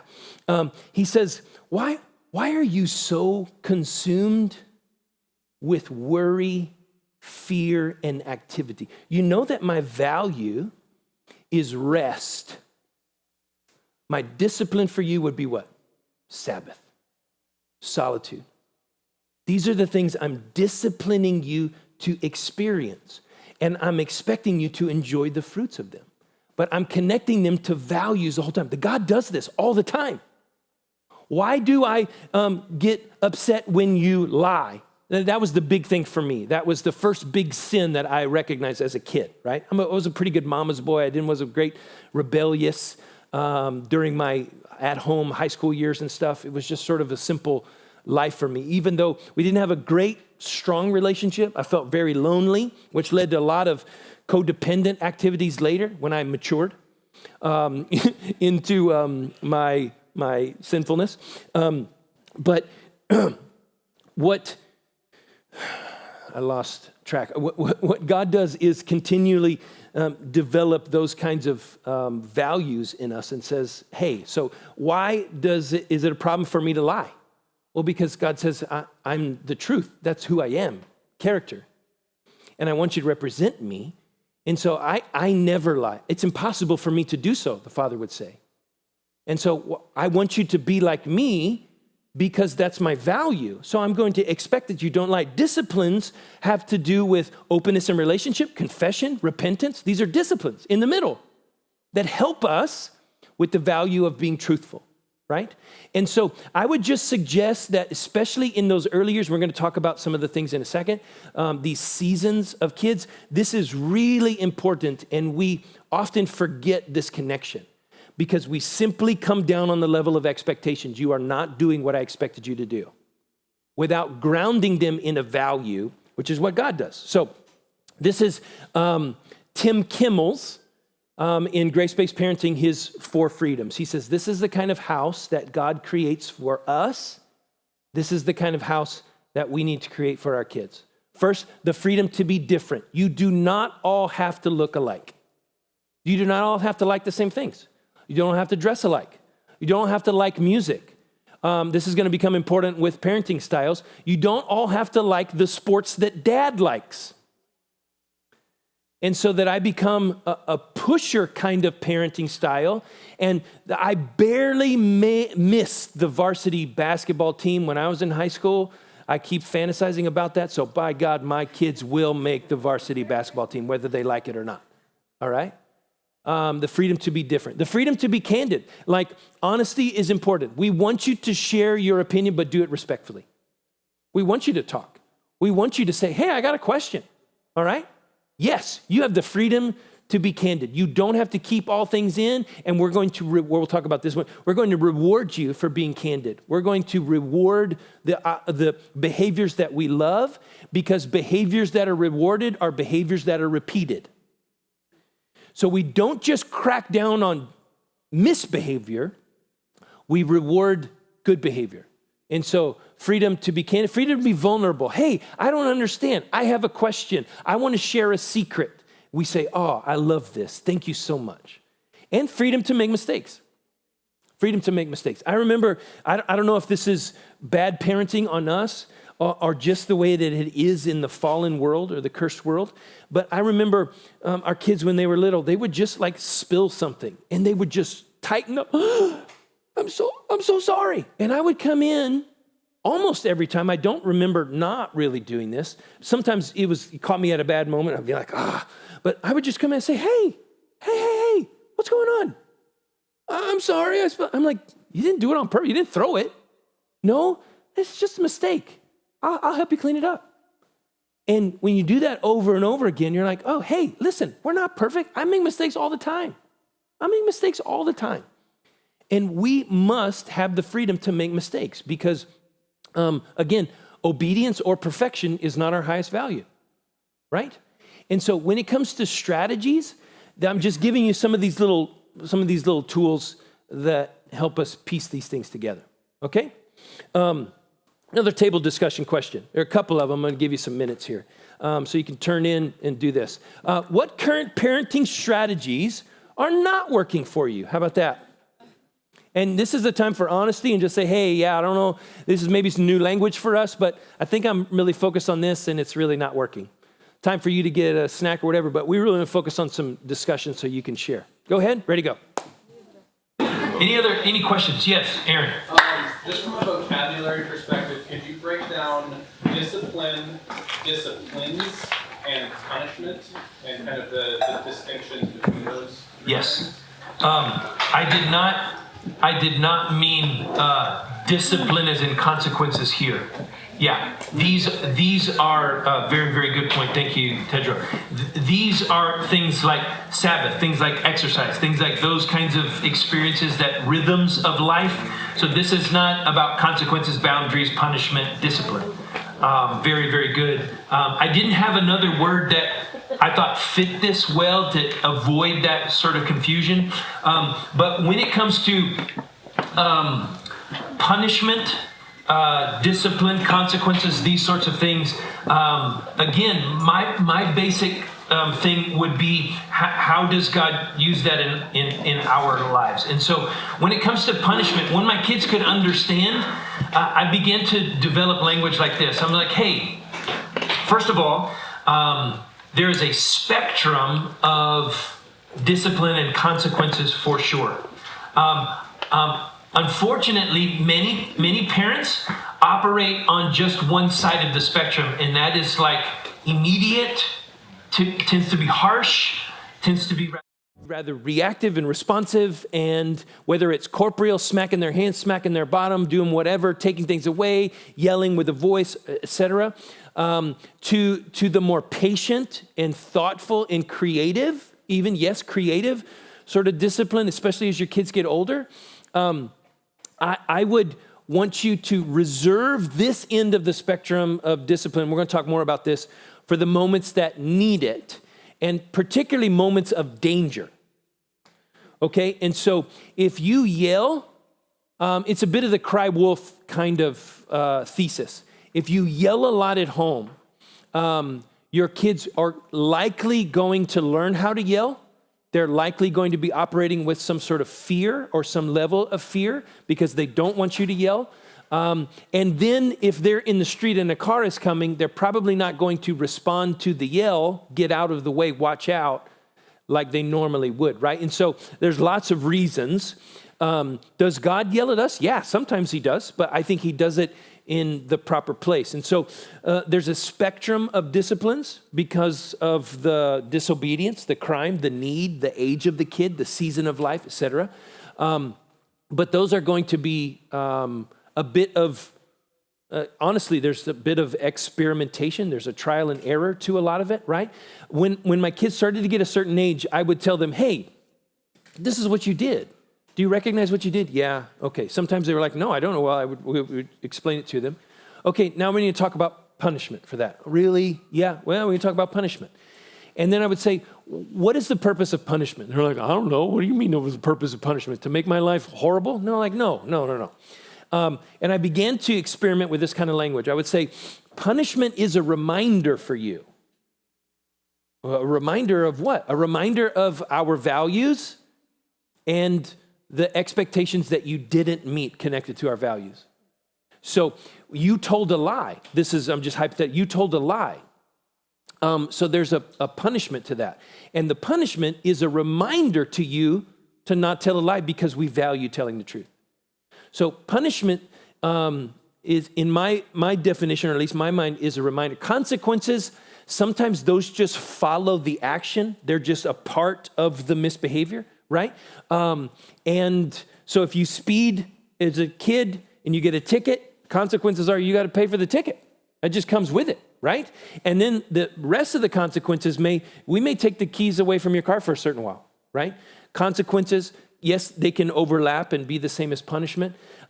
Discipline is, in many ways, they all are, but discipline is more concerned with redirecting behavior, perhaps. It's realignment, right? And so discipline would be like, hey, I want you to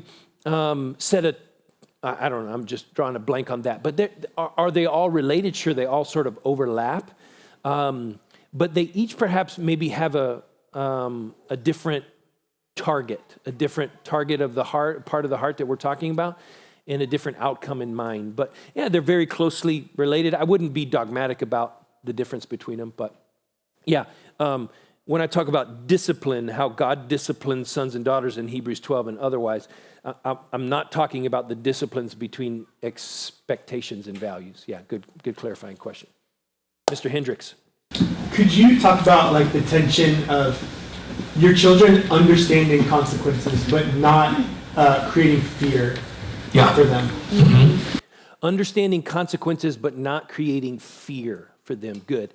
I think it has a lot to do with your approach to consequences, the way that you communicate them. And so again, as we said about the fear of God, not all fear is bad. God sometimes uses what we call fear. A healthy respect can be called fear in Scripture, an awe, a reverence for. Now, a terror, like I don't want to be near you kind of fear. You terrify me, I'm scared. That's what we want to avoid. But we can't always scalpel that difference with consequences. Sometimes we have to risk the possibility of fear without welcoming that, without creating a wide space for it. But a lot of times it has to do with the way you communicate it. If you don't communicate it in anger, if you don't communicate it in the moment, if you're a little bit more creative about it, it can remind the kid that there's a purpose beyond the consequences, just that dad's angry, dad's upset, and so you have to pay for it. So Andy Stanley told this story once. The same kid with the towels in his room was in his car. He's 16, driving. Mom is outside of the car, talking to boy about something. Boy gets frustrated and just hits the button on the window. Zzz, puts it in reverse while mom is still talking and driving away. And mom's like, So mom tells dad when he gets home. Dad's like, really? He's like, yeah, it was incredibly disrespectful. We're going to talk about these 4 freedoms: the freedom to be candid and vulnerable and make mistakes, etc. There are 3 high-level things that always require consequences and discipline and punishment of some time. I say that they're the 3 Ds, and they're identified from the 3 I's. So we have to notice both of those, and I'll tell you that right after the story. So dad comes home and talks to son. Did you do that? Yeah, I'm sorry. He goes, okay, I'm gonna have to figure out what the punishment is for that. He's like, punishment? I'm 16, I know I was disrespectful. He's like, no, it goes against some of our values. There's gonna be punishment for it. He's like, okay, what is it? He goes, I don't know yet. Now he's 16, it's different. Okay, and so there's a type of punishment in the waiting, right? They're like, what is dad going to do? What is dad going to say, And so that can come in itself. There's just like hanging over us. But he says to choose punishments that reestablish the relationship that was broken. So when a sin happens, a misbehavior happens, Kimmel will say this, David Tripp will say this. He will say, sin at its foundation is a question of authority. So it's like, God, you don't get the right to say what you want to say in this part of my life. I'm going to choose my own. So sin is a question of authority. So misbehavior, in many ways for kids, is, I would say most times, a question of authority. I'm not going to do what you tell me to do or what you said. I'm going to do what I want to do.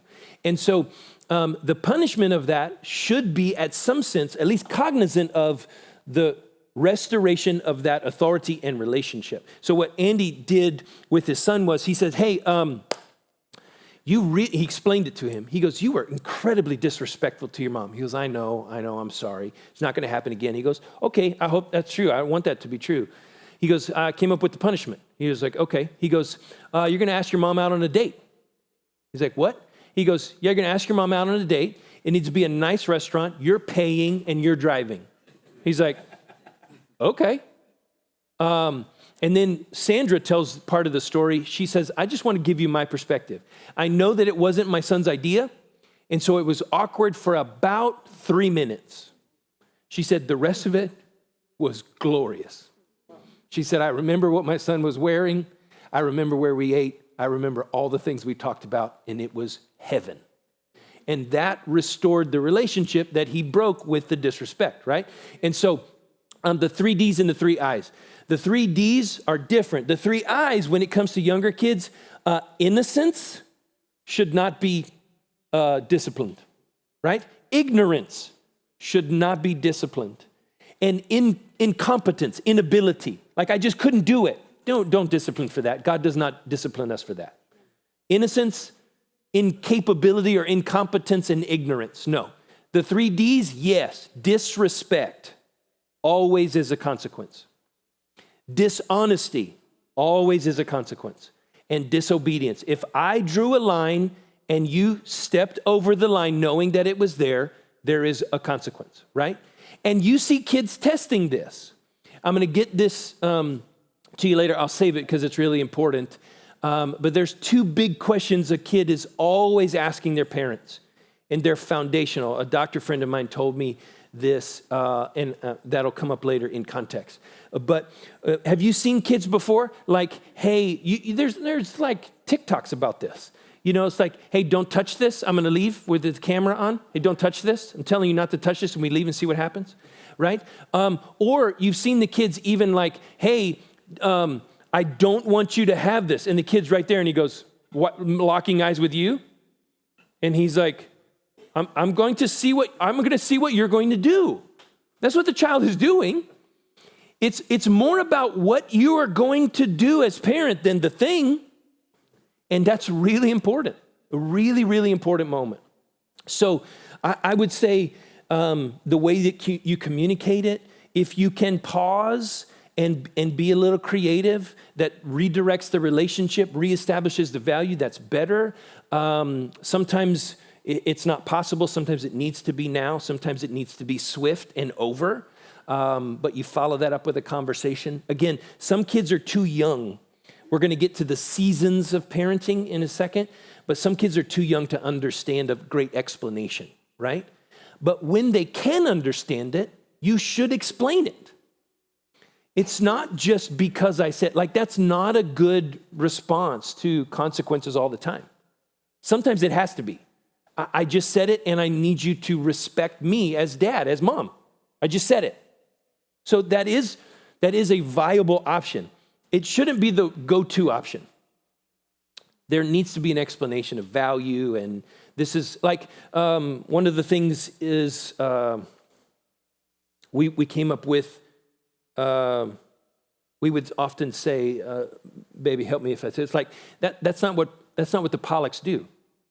We would say that, like that's not what we do. Who's we? Well, the Pollocks. We're a team. That's not what we do. That's not the values of our home, you know. Or conversely, it's like all of 4 of us, we love to be generous. We always like when we love eating out. And if we have an exceptionally great server or waitress or waiter or whatever, all of us are like, can we really bless the waiter? And we're like, yeah. And why? It's like, because that's what Pollocks do. That's what we do. That's what we do, right? And it just becomes this expectation. And that takes some explanation. So again, rewarding and disciplining are the 2 sides of the same thing. Joseph. Yeah. I was just going to say, could you step forward just like That's one what I was step? gonna ask. You got the reach R. Reach R right away. Sorry. My daughter tried to warn me of that, and I didn't listen. Yes. Yeah, the word punishment has a lot of negative connotations. Yeah, for sure. So I'm just curious, what's the benefit of using that word? I've never used that word at my oldest is 14. Consequence versus consequences. That's what we would say. I just feel like, but you're using it a lot here. So I'm curious, what do you think the benefits are of using that? I'm not arguing for benefits over that word at all. I'm using it as people use it. And I think your substitution of consequence, perfectly appropriate.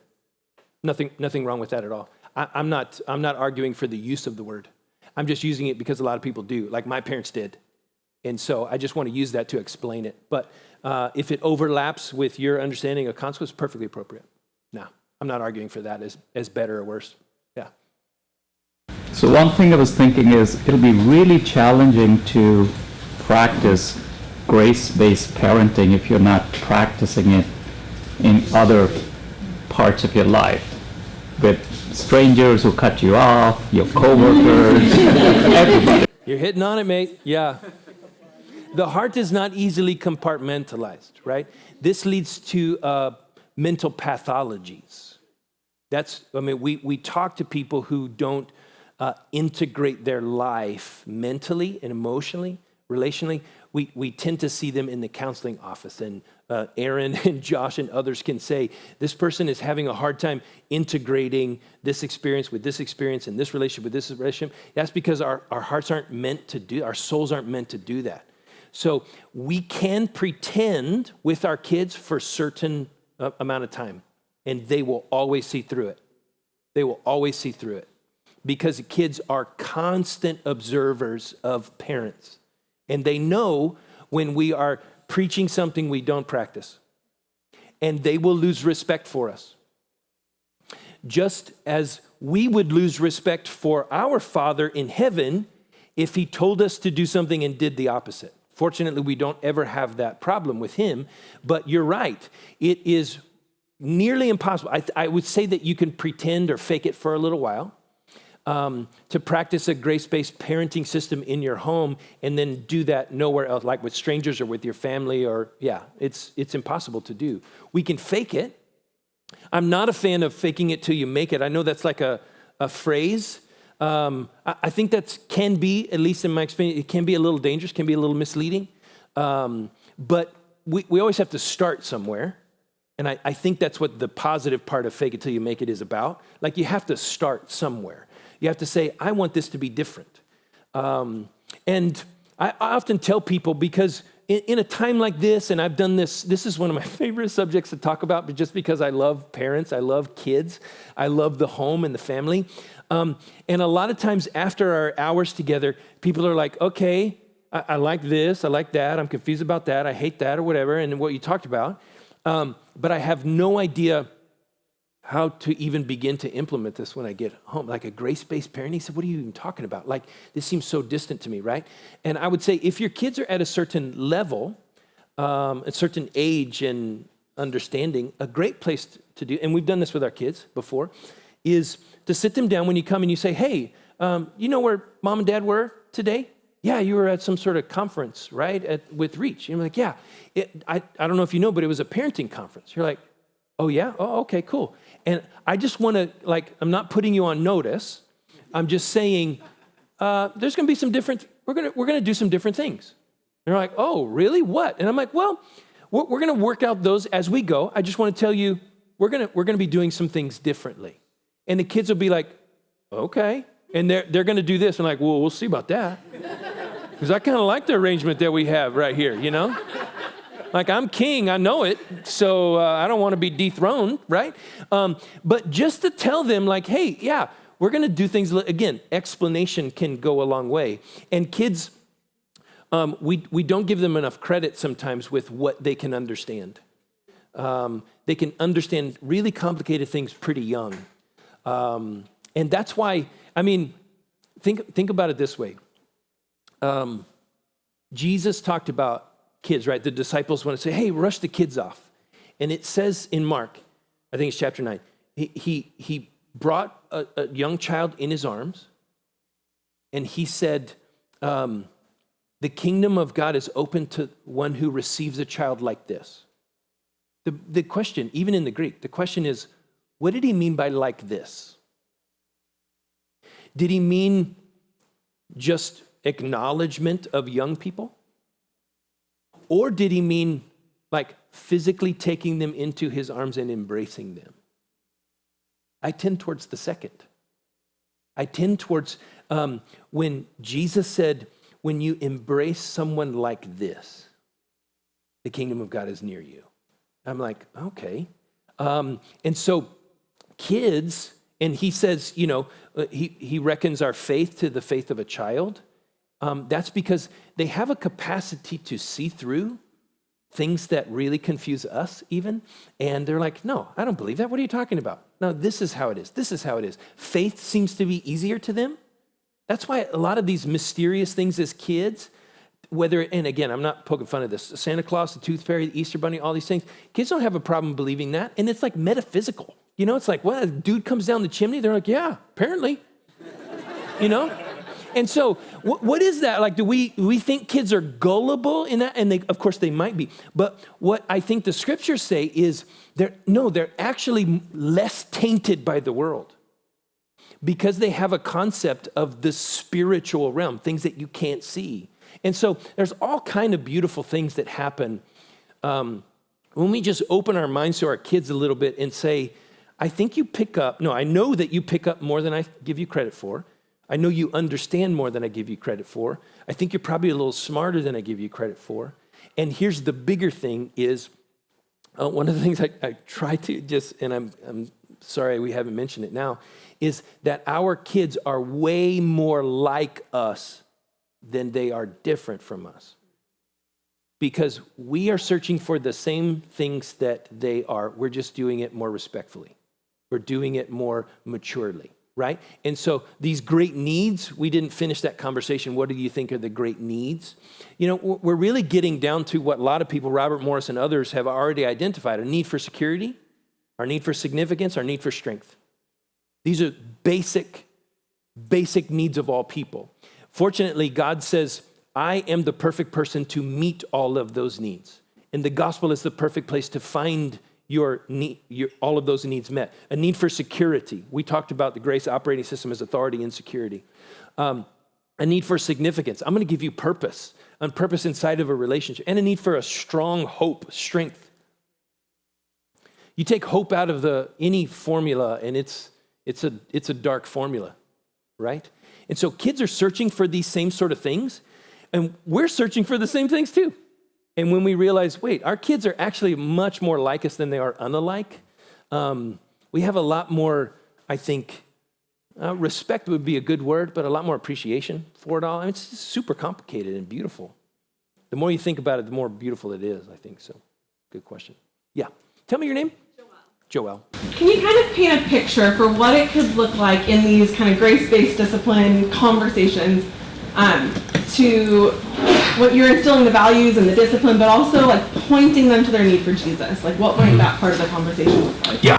We're going to talk about that in the next section too when it comes to our goal. But yeah, pointing them to Jesus is not always, and we'll talk about it there, is not always perhaps directly like A to B and B is some Bible verse or something that Jesus did, right?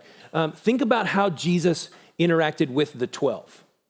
And so we're walking around with the 12s, we're eating meals with them, we're living with them, and there's we get a fraction of that in the New Testament record of all the things that they talked about and did, right? So we're filling in the gaps with our sanctified imagination, saying, wow, Jesus is walking with them. They're asking him all kinds of questions. And he's constantly connecting that to kingdom of God, to his role, to his kind of thing. But he's doing it really simply, really, usually probably pretty succinctly, right? And depending on the age of your kids, we're going to talk about that in very practical terms.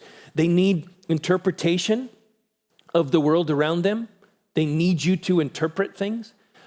We have things like as our kids are getting older, and they're, of course, in Gen Z. This is anyone born between 1999 and 2015. So if you've got older than an 8-year-old in your family. This is a Gen Z. I think I've recently heard the next generation called Generation Alpha. They didn't have a name for a long time, and they typically don't. But Gen Z is the largest generation we've ever had, 70 million people in America. They are the most connected generation ever and the loneliest. Put those together. They drink less, drive less, have less premarital sex. They're the most depressed and medicated generation we've ever had. So there's a lot of issues when it comes to that generation.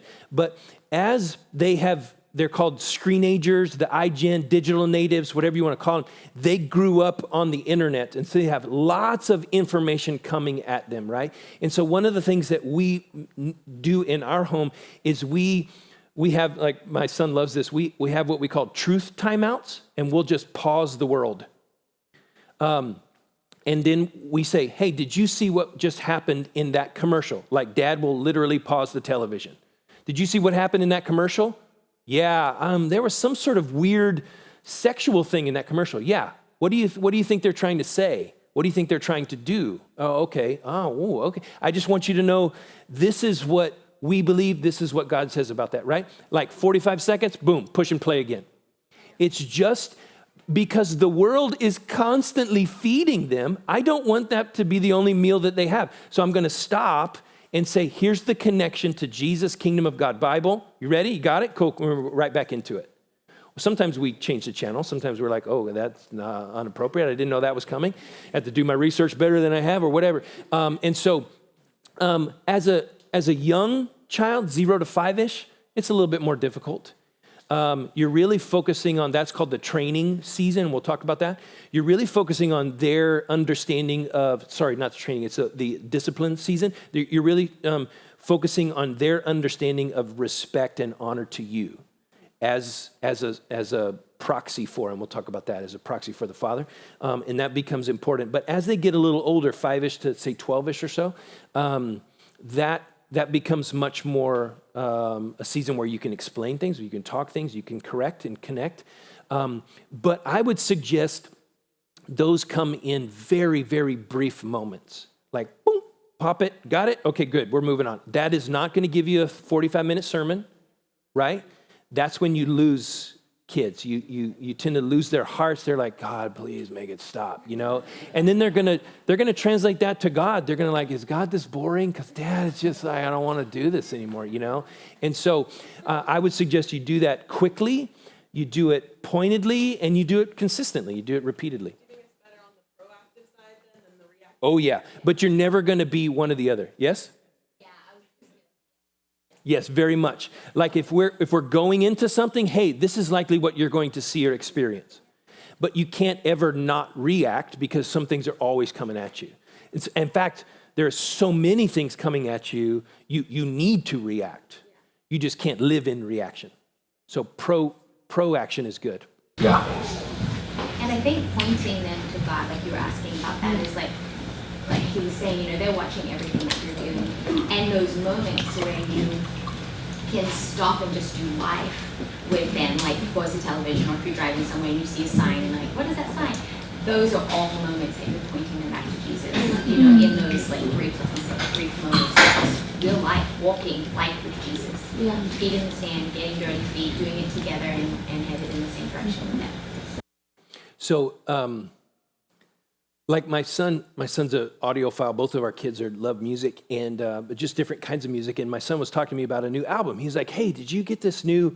I don't want to tell you what the album because you all talk about it. But anyway, he's like, "This is one of my new bands." I was like, "Oh, I didn't know it's like a double album." It came up a whole bunch of songs. I was like, "He goes, you didn't listen to it?" I was like, "Well, I'll try. I'm not really a fan, but I'll get it." So I downloaded it, and I was listening to it, and I heard one song. Really very unique to their style. It's kind of they're experimenting. This one song was like, "Don't tell me what to do." Literally, the lyrics, right? "Don't tell me what to do. I'm going to live my truth. I'm going to do." It's not a quote. I am this. The very next song was like, "Somebody save me." Really. And so I had a conversation with my son. This was like, "Hey, did you notice those two songs?" He was like, "Oh, I didn't put that together." I'm like, "Do you see the angst in this person?" he's living out this philosophy, and he realizes this doesn't lead anywhere good. And he's crying out in his poetry, now I need somebody to save me. I'm like, do you see that? He's like, oh, wow, yeah, I need to listen to that again. And this was this moment, this really beautiful, teachable moment. I just sort of stumbled into because my son wanted me to listen to an album. And I was like, okay, cool. And so both of them, we'll often talk about song lyrics. We'll talk about Bible verses. We've never been a family that has, outside of homeschooling, and my wife did a lot of this at homeschooling, these devotional moments, whatever. We've never been a family, shocker, maybe to you. We've never been a family where we sit down and have a Devo where dad teaches. We've had seasons of that, but it's been very sparse.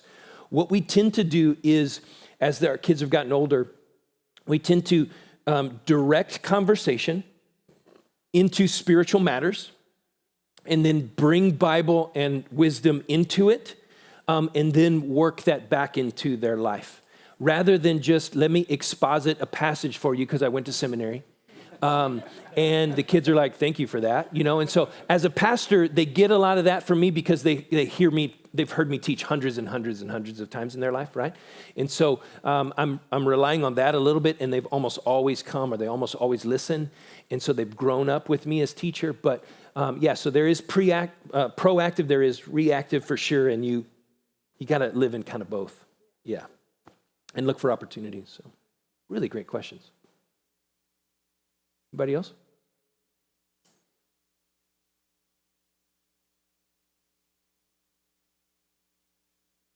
Yeah. Tell me your name. I know we've met. I'm sorry. Israel, that's right. Yeah, just more question, comment, but wondering if you're going to talk about like the season of life we're living in on Earth, which is different than maybe previous generations. So I was someone who grew up in a believing home, and I feel like the challenges and things that I had to deal with are very different than the challenges that my children have to deal with. Absolutely true. Yeah, we're going to talk about that right after lunch, but we can talk about it now in a bit. But there's always a uniqueness to the time period that we're living in, but I have discovered, Israel, one of the misunderstandings that I have had and still struggle with that does not afford me great wisdom in the moment is the misbelief that our age is the hardest age that has ever been. Not true. Our age by far is more complicated, for sure. But and I'm a history guy, I love church history, I love world history. When I look back, there are very, very common commonalities and common experiences of 100 years ago, of 500 years ago, of 5,000 years ago. And I look at that and I go, wow, I sometimes assume that it's easier back then than it is now. And in many ways it's true. Think about this, like a 12-year-old kid with a cell phone can see more naked women than King Solomon did in his life in 15 minutes. He can see more skin than the richest kings of history ever had in their whole life. So that is definitely a difference. And you're seeing and not to use like, electric terms or whatever, but you're seeing perhaps the end game, because we are definitely closer to the end times than we've ever been. You're seeing some of the end game of the devil's schemes, for sure. And he is turning up the fire on all of those things, on a revitalized sexual revolution, on a globalist affront to faith and Christianity, the rise of alternate belief systems and ideologies and even religious systems that are growing in larger rates and stuff. And so, yeah, we have that. We have this access to information that has this anesthetic effect on life because we can, quote unquote, fact check, we can do this, we can do that, we can do that. And then we say, well, I don't believe that because I heard this over here. And I don't believe that because I heard this over here. And so it's very, very complicated for sure. And we're going to talk about how, in my view, we would do, without giving anything away. I'm not like holding punches or anything, but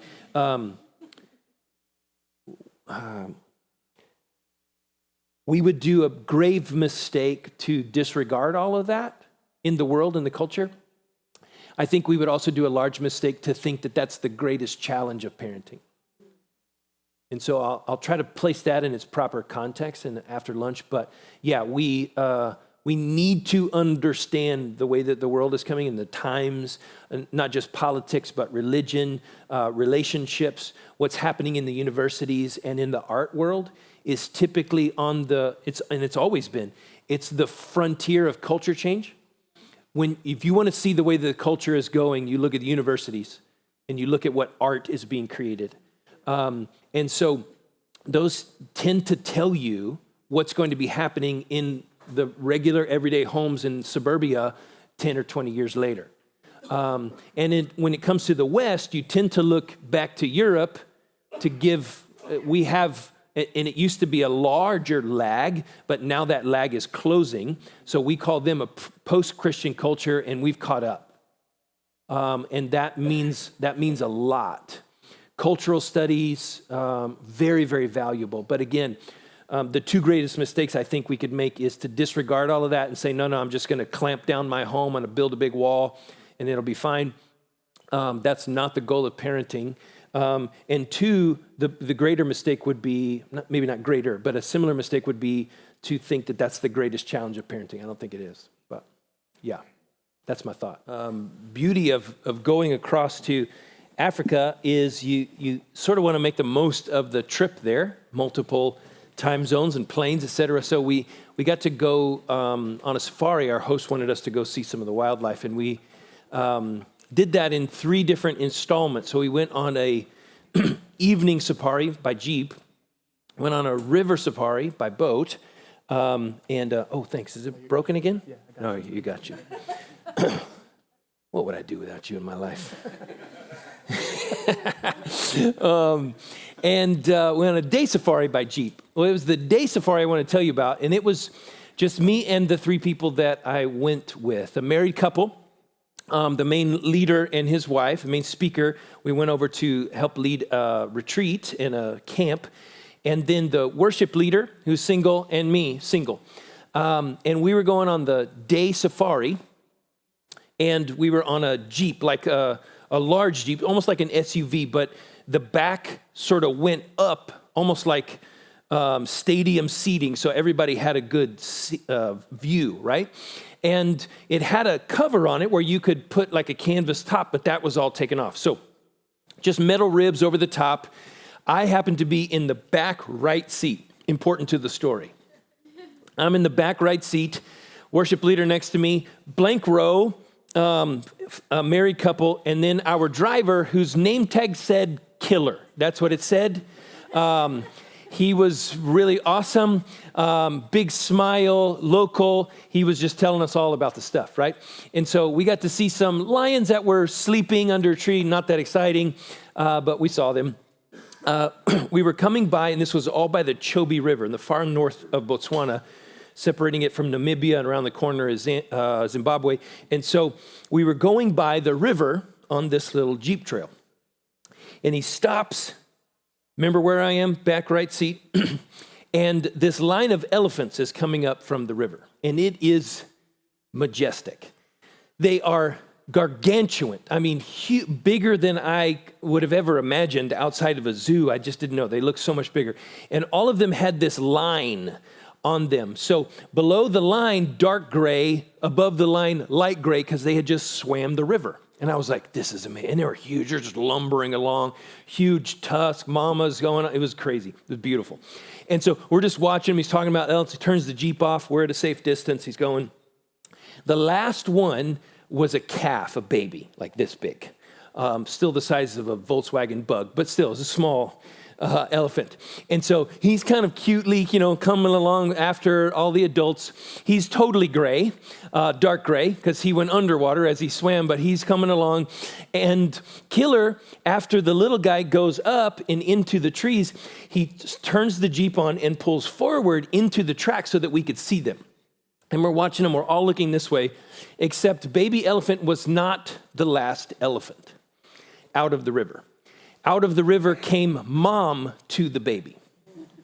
And when she came up over here, she saw a Jeep in between her and her child. And this is where my seat becomes important. I'm in the back right, and he had already told us that elephants have certain warning signs. They're giving you signs. They stomp with their foot. They flap their ears. They trumpet. Trumpet is like the last one. And so we heard, we didn't see because we were all looking this way. We are all looking this way, and we heard the ground sort of shake, and we heard a trumpet. And mom, I think the biggest of all of them, were like 30 yards away from me, and I'm in the back right seat, coming at us, tusk and all, full speed, all right? To which I responded with, I literally screamed like a small child, and Killer turned the car on immediately and hit the gas so hard that I kind of went back like this. If I'd have fallen, it would have been, we'd not be here today. It would have been amazing. And he went up probably 50 yards, and she stopped right where she was, right where we were, scratching the ground and trumpeted at us again, and then went the way, And so I'll never forget the time I almost died by elephant goring in Botswana. Point of the story, never underestimate a scared mama, right? A scared parent. And we're talking about how these things become so very powerful in the moment for our children. And so these 4 corners, I'm calling them 4 corners like a piece of paper, right? Model and strategy we talked about. We want to go on to goal and calling, okay? So goal, how would you finish this sentence? I want to raise my kids to be blank. You don't have to answer out loud, just think about it. I want to raise my kids to be blank. I already let the cat out of the bag a little bit with what I think are some of the lesser goals of parenting. We cannot believe for our children. Being happy kids is far too small of a goal. Well-adjusted is far too dangerous of a goal, non-specific, whatever you want to say. How else will you want them to be successful? That's not a bad goal. I would suggest to you it's probably not the highest of goals. I want them to be married. I want them to have a job that they love. I want them to live within their means. I want them to be grateful. I want them to be honest. All of these, again, not are necessarily bad goals, but what is sort of the highest? I would submit to you that I think, again, the paradigm in the scriptures that we get from the Father is helpful. The text I want to go to on this one may be surprising to you. It's the Great Commission. Jesus in the end of Matthew, for lo, he says, right? All authority in heaven and earth has been given to me. And I want you to therefore go to all the world and make disciples, baptizing them in the name of the Father and the Son and the Spirit. All authority has been given to me, and I give it to you to make disciples. Let's try on for size this goal for parenting, to make disciples. How about we say more fully exactly what Jesus intended for the 12 and for us, to make disciples that are fully functioning in the world, that are fully functioning in a world that will not agree with their value system, with their belief system, fully functioning disciples in a world where the devil is after them and has schemes to destroy them, et cetera, et cetera. I think this might be a really helpful goal for us. First, because it's something that we can do. Jesus has said, all authority has been given to me, and I give it to you. Go therefore and make disciples. The rest of the New Testament, in many ways, is an outworking of that passage. How do we do that? We get narrative examples from Peter and Paul and others, and then we get inside knowledge, like our study of 1 Corinthians, on exactly how we do this as disciples ourselves and how we would do this in a family. It follows suit from the things, the tools that we're building, the 4 corners so far, or the 3 corners so far. Our model, the fatherhood of God, how he parents us. Second, our strategy is how he parents us, grace and truth, grace as an operating system. It makes sense that we would also have as our goal to make disciples. I think this has been helpful paradigm for me because it helps bring so many more scripture passages into play when we think about parenting. If we think about Colossians 3. Colossians 3, fathers, do not provoke your children to anger, but bring them up in the discipline and instruction. That's Ephesians 6, actually. Sorry, Colossians 3 is do not exasperate. Fathers, do not exasperate your children so they will not lose heart. Very similar passages written by the same man in the same prison. And interesting. Just note, by the way, this is Scot's explanation of fathers do not exasperate your children. It stands for mothers too, but in this society, fathers were really important, as in ours. Fathers, 2 ways to exasperate your children. Very simple. Need no grace, show no grace. Very simple. Need no grace, ask no forgiveness, do nothing wrong. I had a friend who refused to ever ask forgiveness from their children. And I asked why, and they said, well, we feel like it undermines our authority as parents.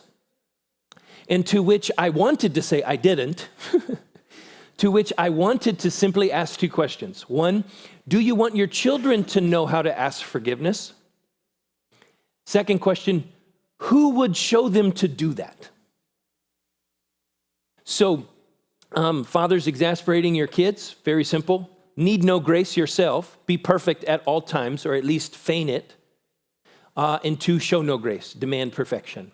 I think that's behind this idea of exasperating your children, provoking them to anger. Is just not good. But how does God make disciples of us? Again, it's a little bit of an interesting paradigm because Jesus was perfect in every way. So we have to look really like at Peter, Paul, Timothy, those kinds of David, Joseph, Daniel, these kinds of characters that are on our level of imperfection and sinfulness, and see how they did it. I love the fact that Peter and Paul, we get the narrative of them fighting, working it out. I love the fact that Paul and John Mark have a fight and work it out.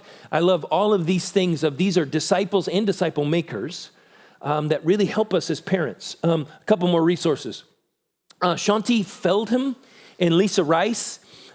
These are, it didn't go. Nope, that's not working. No. Uh-oh. What would I do without you in my life? I don't know, man. I really don't know. It might take a minute. Okay. Was it ever going, or was it always like this? Always like that. Stand by.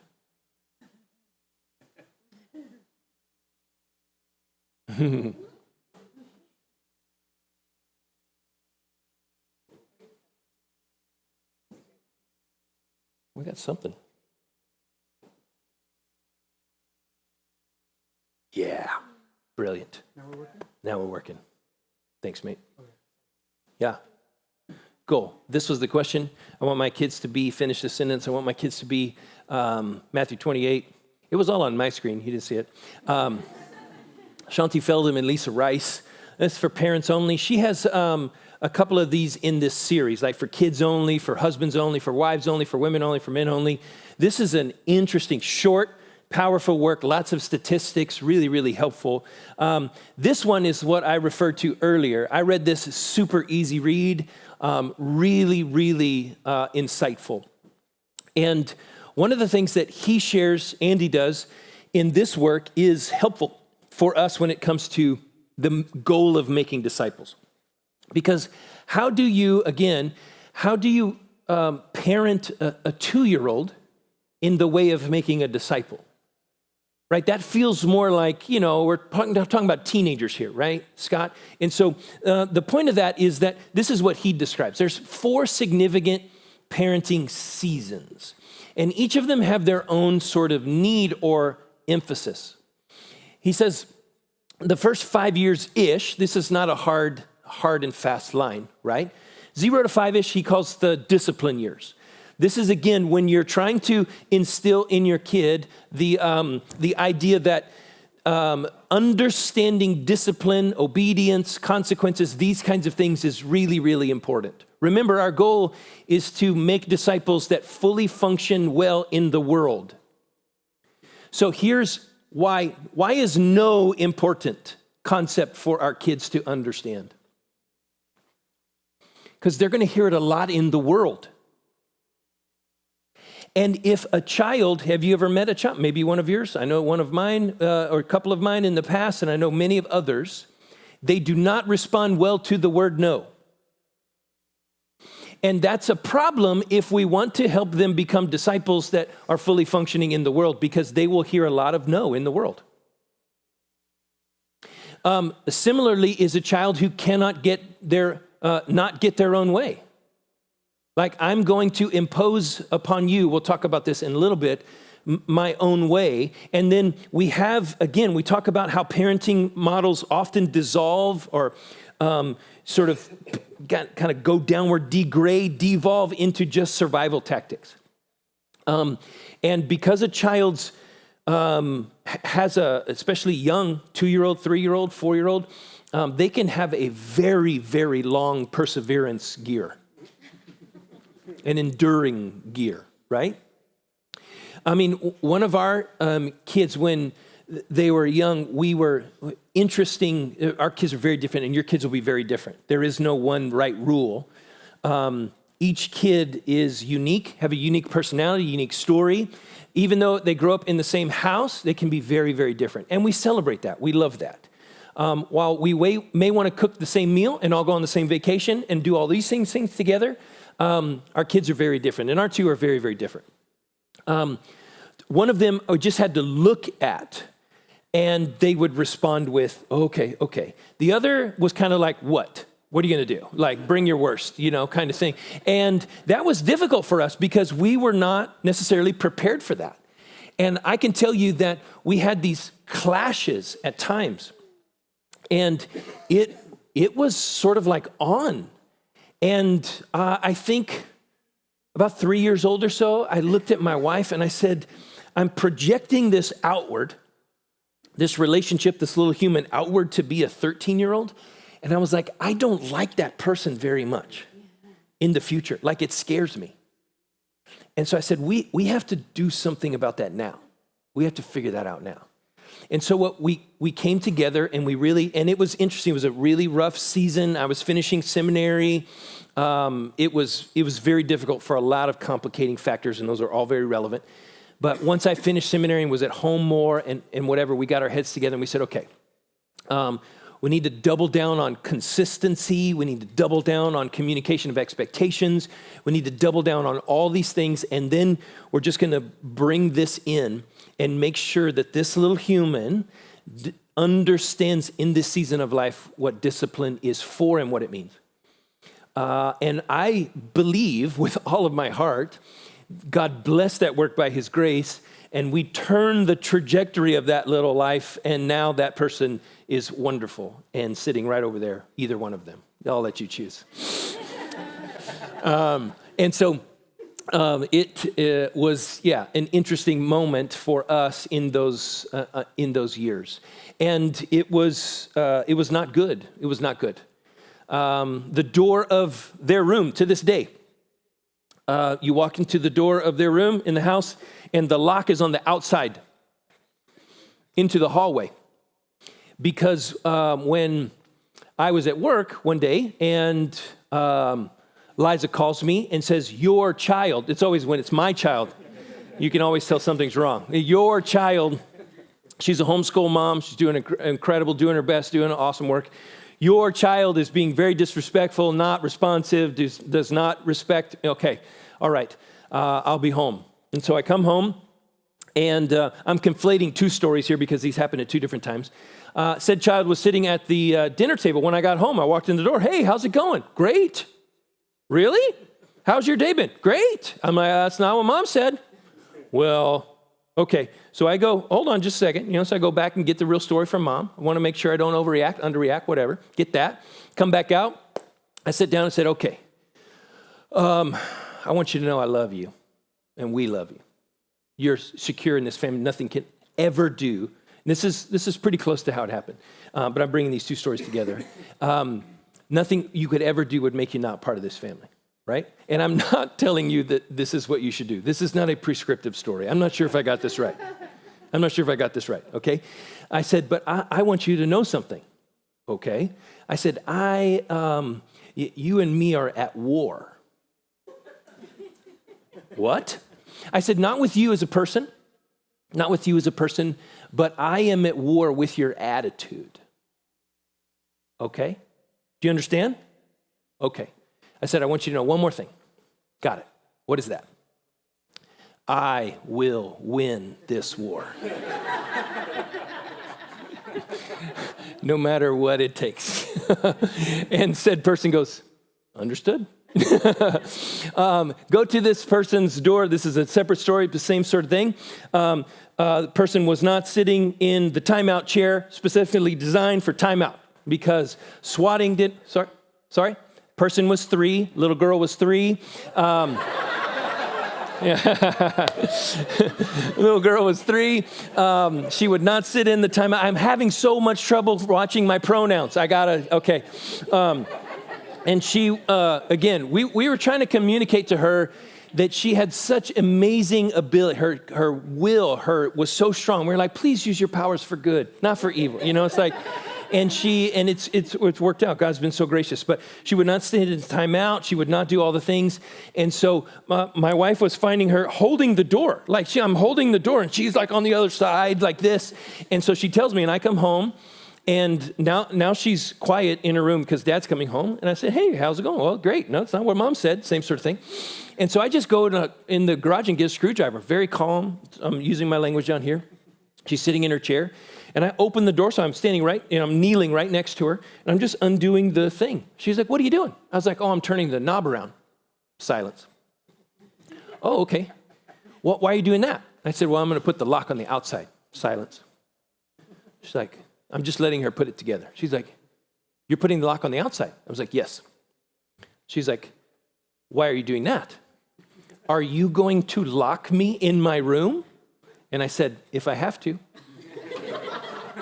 And she was like, really?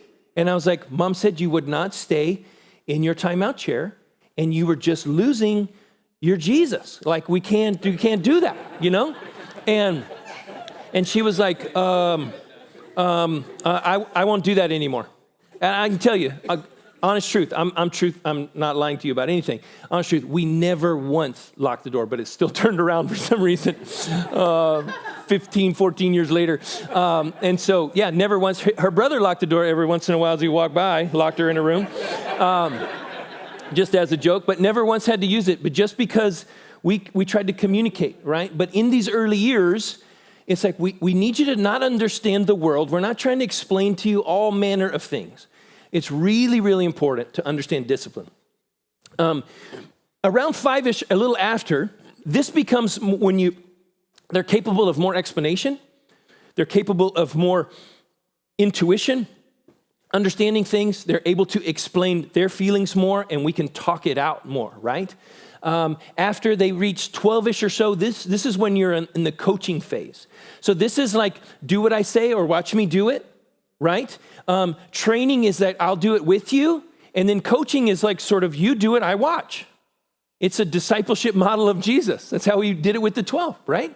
And so coaching is I'm on the sidelines and you're in the game. I'm not going to try to save you in every fall. I'm not going to wrap you in bubble. You are going to break a bone. Hopefully not, but you're probably likely going to do that. You're going to get a scratch or some stitches. You might get your heart hurt. You may cry. I'm not going to solve all of those problems for you because that's not what a coach does. It's really, really hard. That's one of the harder sections of parenting because you feel, you sometimes feel really defeated, even sometimes like gross at night when you go to bed. Like I should have rescued them from that pain. I should have prevented that from them. And sometimes that's probably true. Most of the time it's like, no, actually, remember what our goal is. We're trying to make disciples that are fully functioning in the world. And the world is a dark place, dangerous. We shouldn't be fearful. It's not like we're fearful. Jesus doesn't want to send fearful disciples in. He wants to send disciples that are attuned to what's going on around them, that have collected some scars, because that's inevitable, and that are able to meet that. So you want to allow your kids to sometimes get in a difficult relationship in school, because if college is their trajectory, when they go off to college and you're not there and they enter into that first classroom discussion, someone is likely going to make fun of them, call them a name, disregard them, push them out or whatever. How are they going to handle that? You see, here's what our goal is. Our goal is to make disciples that are fully functioning in the world. This is the problem with some of the parenting styles that we'll talk about in a little bit, and that is that when we're overprotective, helicopter or just even less than that, we come in and we prevent a lot of this coaching and training that happens. And that's not how God does it with us. That's not how Jesus did it with the 12. Can you imagine? In all of the synoptic gospels, Jesus calls the 12 in at one point. Now, again, there's a lot of background to this Jewish rabbinical background that we're not aware of. But for Jewish rabbis and their disciples, the disciples were expected to, and it was the same with Jesus and the 12, to memorize the rabbis speaking and teaching word for word. They couldn't riff on it. They couldn't paraphrase it. Memorize it word for word. So when Jesus says to the 12, now you go out in pairs, and he probably sent them out for months. You go out in pairs and go, and you teach exactly what I said word for word. That's implicit in the text with our understanding of the background. And you heal, as I've given you the authority to do so, you heal and cast out demons. And they did. Can you imagine how messy that would have been and how scary that would have been for them? In the upper room discourse, this is an incredible parenting text. This is John 13, 14, 15, 16, 17. The whole context, especially after 1331, when Judas leaves the Last Supper, or John's version of the Last Supper, Jesus is talking to 11 believing men. He even says it, you are clean, you have believed, and probably 6 or 7 women who are always there.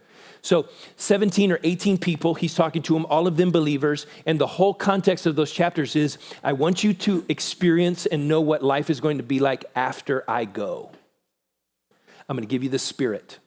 He's going to remind you of everything. You need to love each other. You need to pray a lot. I'm going to talk to you about how to suffer well. Here's how fasting is important. All of these things that come into play, abiding in me, staying close, all of these things. It's like, here's what I want you to do because I'm about to go.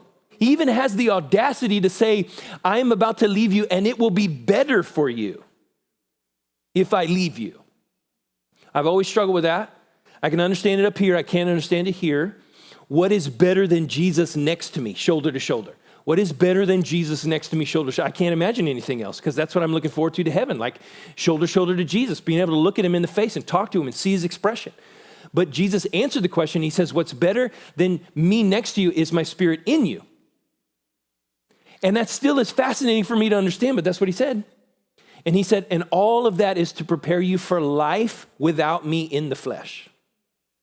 And at some point, us as parents, we must launch our children into some measure of fully functioning independence in the world as disciples of Jesus. We can't believe for them, but we can make disciples best we can. And we can prepare them to be fully functioning in the world. So these coaching years are important. And then this is where friendship comes in. We're sort of after they're launched, again, 18-ish, whatever it is, could be 20, be 22, whatever, 24, doesn't matter. There's not some hard cutoff line. But once that is happening and they're independent, fully functioning disciples, now we just get to be friends. And I get to help you understand what it's like to be a wife or a husband and then a parent. Now I'm always a parent. There are no finished finish lines in parenting, right? There's some milestones. Teresa knows what I'm talking about. And so you get to the beautiful joy now of what Wayne and Teresa are experiencing. Now I get to parent parents. And oh, what a beautiful new season. Or I get to parent grandparents if you get that beautiful level of God's grace to be a great grandparent. And then you get this unique relationship with the actual grandchildren or great-grandchildren. So this friendship years is beautiful. You do all these right, by God's grace, they flow into each other really, really well. This is an added thing that I've been thinking about. Some of our pastors went to a conference recently that related to this, but Christian discipleship can be charted out. Hundreds and hundreds of years, perhaps even thousands of years of Christians have charted this out. It's biblical. It follows some really wonderful principles, and this is something that we ought to be cognizant of for our kids. Again, we can't believe for them. We can create an environment where belief is modeled. That's important. We model what it is to have faith, to pray, to worship, to fast, to be in solitude, to be involved in church, to ask God his will for our decision-making, etc. We can model all of that. Our kids were both led to the Lord by my wife on a Sunday morning while I was preaching after a Lord's Supper celebration.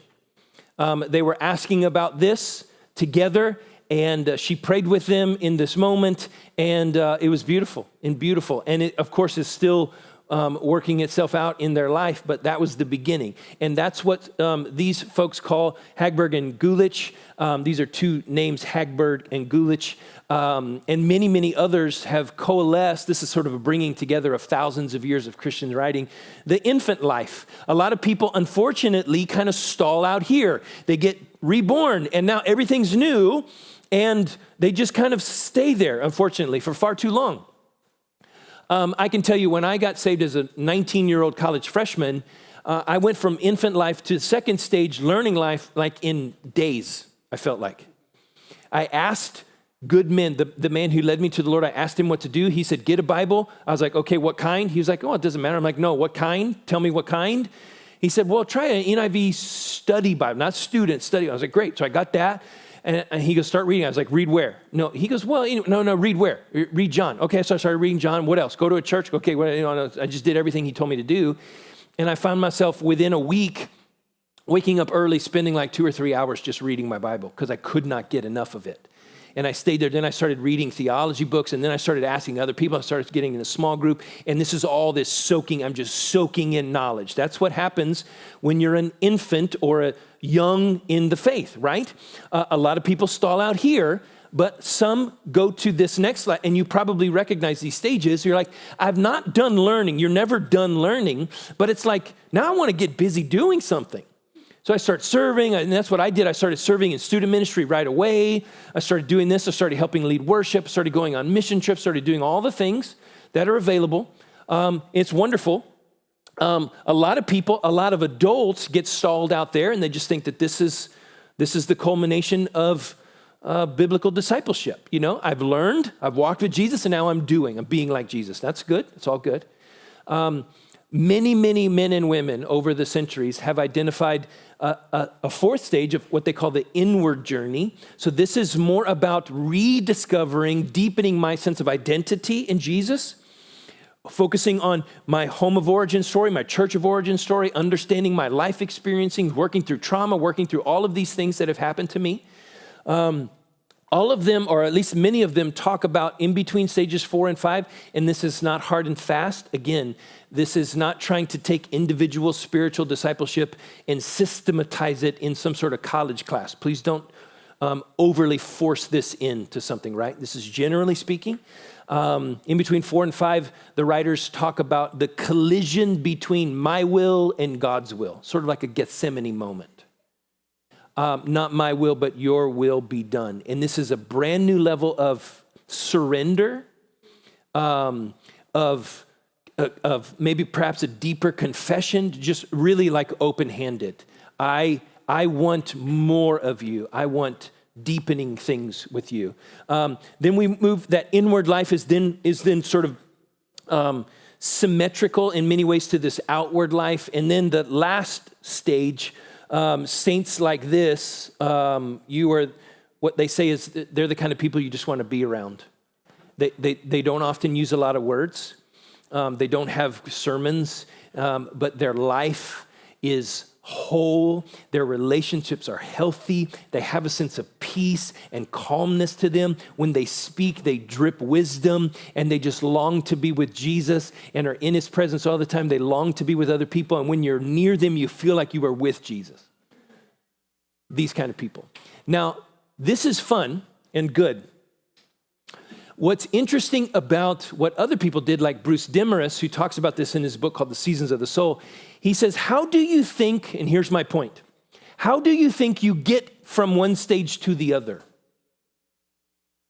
There's actually a repeated cycle. And it's not education. It's not like I learn enough and then I jump, I level up. That's not like a video game sort of life.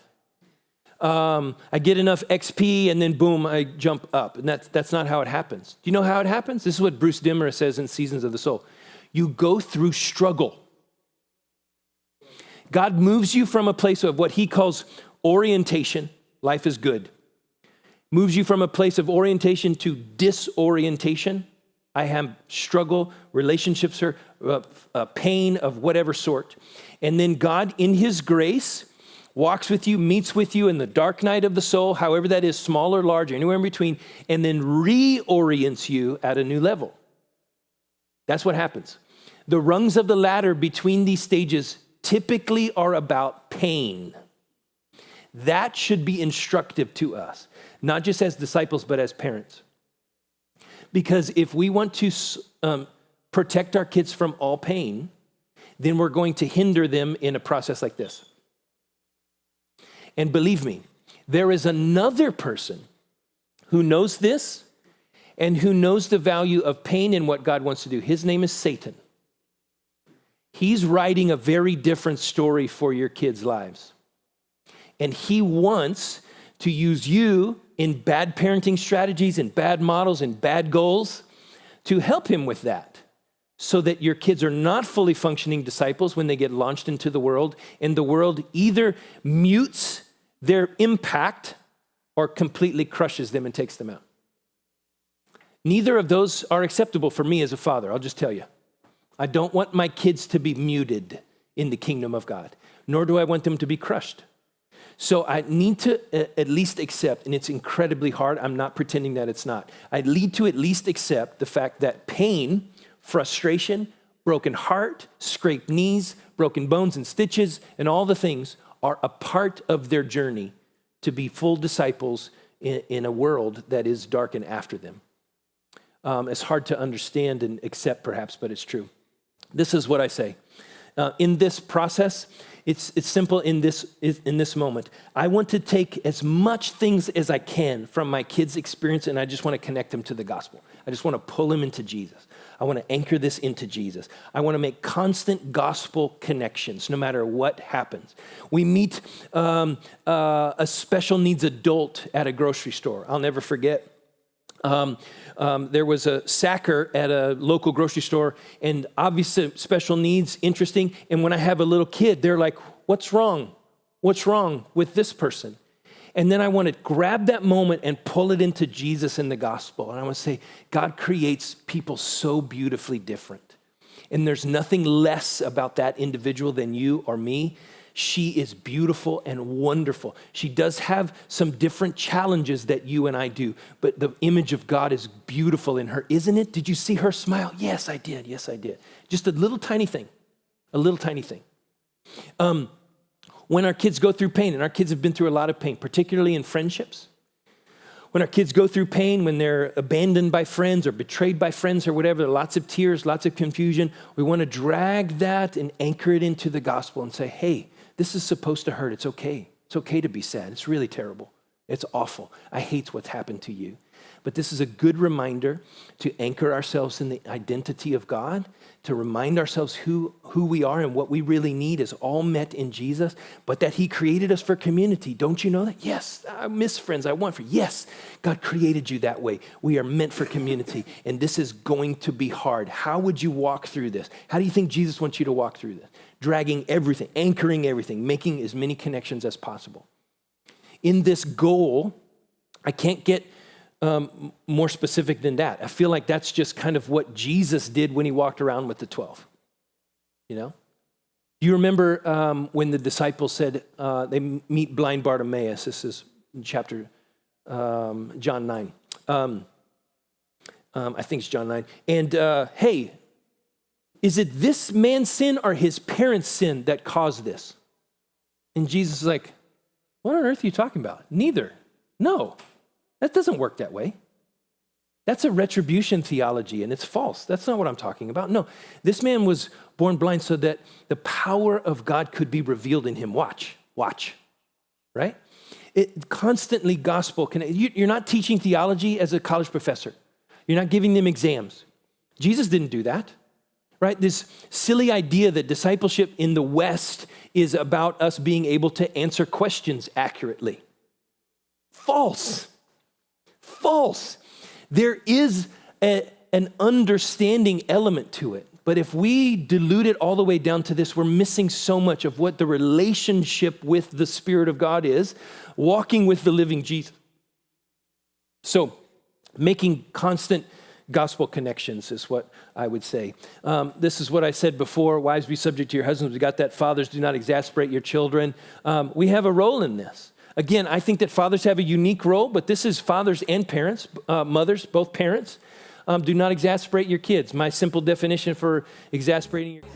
When I confess that we don't do a lot of, sort of strict sit-down devotionals in the Pollok house, I just wanted to be honest with you, but that doesn't mean that we don't do intentional things, that we didn't read books together. Again, a lot of that was done as Liza was homeschooling our kids, reading some of these things, having very intentional conversations. Recently, we've been experimenting with Lectio Divina in our kids, and they really love that. We've done it a couple times, not enough yet, but if you're not familiar with that, I know Aaron would love to talk to you about it at any time.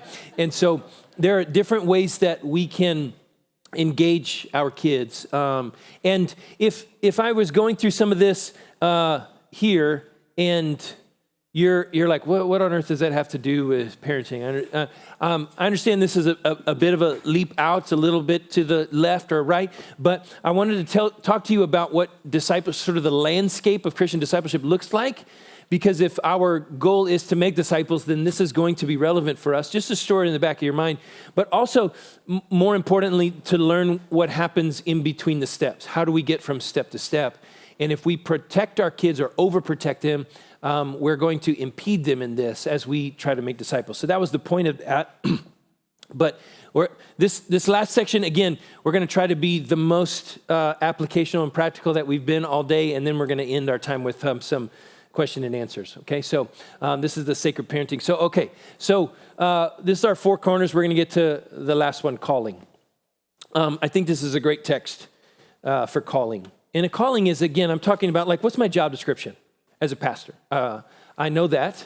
What is your job description as a parent? Many of us know our job description as a husband in a couple of phrases from Ephesians 5 or whatever. Some of us know our job description as a wife in many ways, even though none of these are full. What's your job description as a parent? I think in order for us to win at any job, we need to know that, but we don't talk about it very much. So we've got the model of the fatherhood of God. Okay, that's hopefully helpful for you. It's paradigm shifting for me.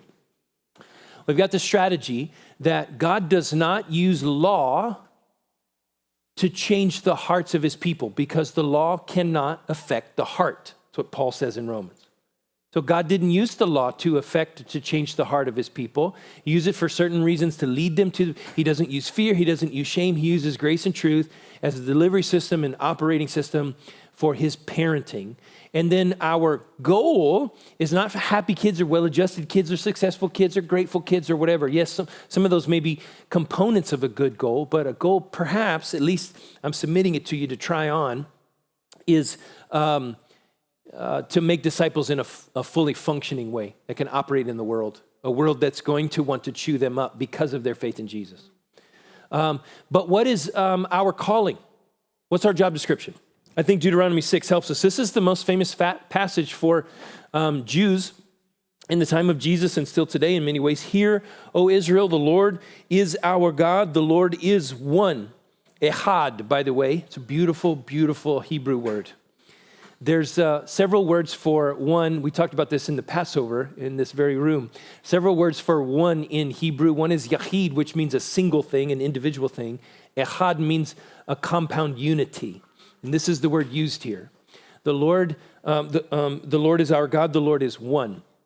I think this beautifully leaves room, not necessarily a direct line to Trinitarian theology, but it sets up the truth of the Trinity as the Lord is Echad. You shall love the Lord your God with all your heart, with all your soul, with all your mind. This is why the Pharisees respond to Jesus with the question, what's the most important commandment, right? Then he adds to it, Leviticus 19, love your neighbor as yourself. These words which I am commanding you today shall be on your heart. Teach them diligently to your sons. Talk about them when you sit in your house, when you walk by the way, and when you lie down, when you rise up. You'll bind them as a sign on your hand. It shall be as frontals on your forehead. You shall write them on the doorpost of your house and on your gates. So, Lord willing, if you go to Israel with us, every one of the hotels that we go to, any one of the gates that we walk through, especially in Jerusalem, will have a little mezuzah on every one of the doorposts, even into your hotel room. And inside that little mezuzah is a paper rolled up scroll that has this passage written on it. They literally work this out. Bind it on your frontals. This is the phylacteries that the hyper-Orthodox Jews still do down in the Orthodox center of Jerusalem, which is a little bit to the north, and down around the Wailing Wall, etc. Put them on your doorpost of your house and your gates, forehead and frontals. They're literally practicing this. But what does this tell us? As parents, we have this role to teach them diligently, to walk and talk with them intentionally as we go. This is a very parenting text. This is how God spreads his intimacy and faith and grace from one generation to the next, right? We're the only, it's not like it is in Islam. If I was born into an Islamic family, I am a Muslim. That's not the way it is for Christians, right? And we've never claimed that. Perhaps in some corners and denominational misunderstandings, but we've never really claimed, hey, I'm a Christian family, so you're a Christian. No, that's not the way it was. That's not the way it works. We have to teach that and train that. And so I think it's possible that we can get some job description kind of things from this. Matthew 25. For the kingdom of heaven is just like a man about to go on a journey who called his own slaves and entrusted his possessions to them. What on earth are you talking about, Scott? This is a weird text. This is a parenting text? Yeah. Who do your kids belong to? Who gave them to you? And so if he is the owner of your children and loves them more than you do, it's hard to believe sometimes, and he has entrusted you to them, what does that make you according to this text? Simple word, a steward. You are a steward. I would add steward and proxy. You stand in the place of God in many ways. Imperfectly, you are not equal, but God uses you as a visible expression of his invisible authority and power, and then you are entrusted. I love this verse to define what a steward means. A king or a man went away on a journey. He took all of his stuff and he entrusted it to somebody else, and he said, you take care of this for me. That's really true about us as parents. We take care of God's kids for him. And that's really important. What is your job description? What is the win? I would say that as we parent the kids that God gives us, if we steward them, understanding that they don't belong to us, They are headed towards independence the very second they put one knee in front of the other on the soft carpet and start working towards that coordinating effect that ends in crawling. That's the first step towards total independence. And it comes pretty early. And it's just one milestone after another, after another, after another. And we launch them back into God's care. And for those of you who have done it, you know how terrifying that is to see your kids get in a car and drive away without you for the first time. Or go off to college for the first time. Or to move to another state for the first time. You're like, this is taking all of the faith that I have in this moment. That's a scary moment. But that's what we're headed towards. And that's in many ways the goal. So our job description and calling, I would submit to you, is that of a proxy or a steward. This is what Paul David Tripp says. Only one thing gets in the way of parenting. Is that surprising to you? Totally surprising to me. I read that book and I was like, oh, okay, kind of stopped. Only one thing gets in the way of parenting. It's the freaking kids. Come on, everybody knows that. It's their resilient attitude against me. Their resistance to do what I ask them to do. And he says, no. Only one thing really gets in the way of parenting. That's the character of the parent. Now, this helps us because I want to tell you in these four things, 4 freedoms, 4 seasons, 4 corners, all the things. There are 4 major parent challenges. And I would submit to you that these are prioritized and sequential. 1 is the heart of the parent. 2 is the heart of the child. 3 is the heart-to-heart communication of parent and child. And 4, to answer your question, Israel, earlier, the influences outside the house. They're in my opinion, they make the top 4, but they're not number 1. We must recognize that. So to put it in pictorial ways, this is how I always draw it out. In the house, the number 1 challenge is my heart as parent. How am I, as you said before, how am I modeling grace in my own life? Am I pretending? Am I really just shoestring and duct taping this thing together as I go? Am I really submitting my heart to the Lord? Then my child's heart. All of these things are really, really important. Heart-to-heart communication, we're going to talk about all these, and outside influences. And so, okay, let's talk about your heart as a parent. There we go. Talk about your heart as a parent, because when we're going to talk about parenting styles in a little bit, but in this communication, when it comes to this, let's just talk about 3 for a second, and then we'll come back to 1. We got this out of order. But the child's heart and my heart. I told you that there are 2 questions a kid is always asking their parents. It's very simple. I get this from my friend, Dr. Paul Looney. He was our pre-marriage counselor 25 years ago. He's been my biblical counselor off and on since then. He's a pastor, husband, father, soon to be grandfather, I think, medical doctor, and biblical counselor, psychologist. He's kind of a Renaissance man of all things. He's an incredible artist. He's just a brilliant, brilliant man. And he sat down with me once when we were talking about parenting, and he said, Scott, every kid in every culture is asking their parent 2 questions. Pretty simple, 2 questions. Do you really love me? And what are you made of? What are you really made of? Now let me explain that. He said, do you really love me? Not do you love me, do you really love me? Do you know how kids find out the answer to this question? Well, they test the limits that you give them.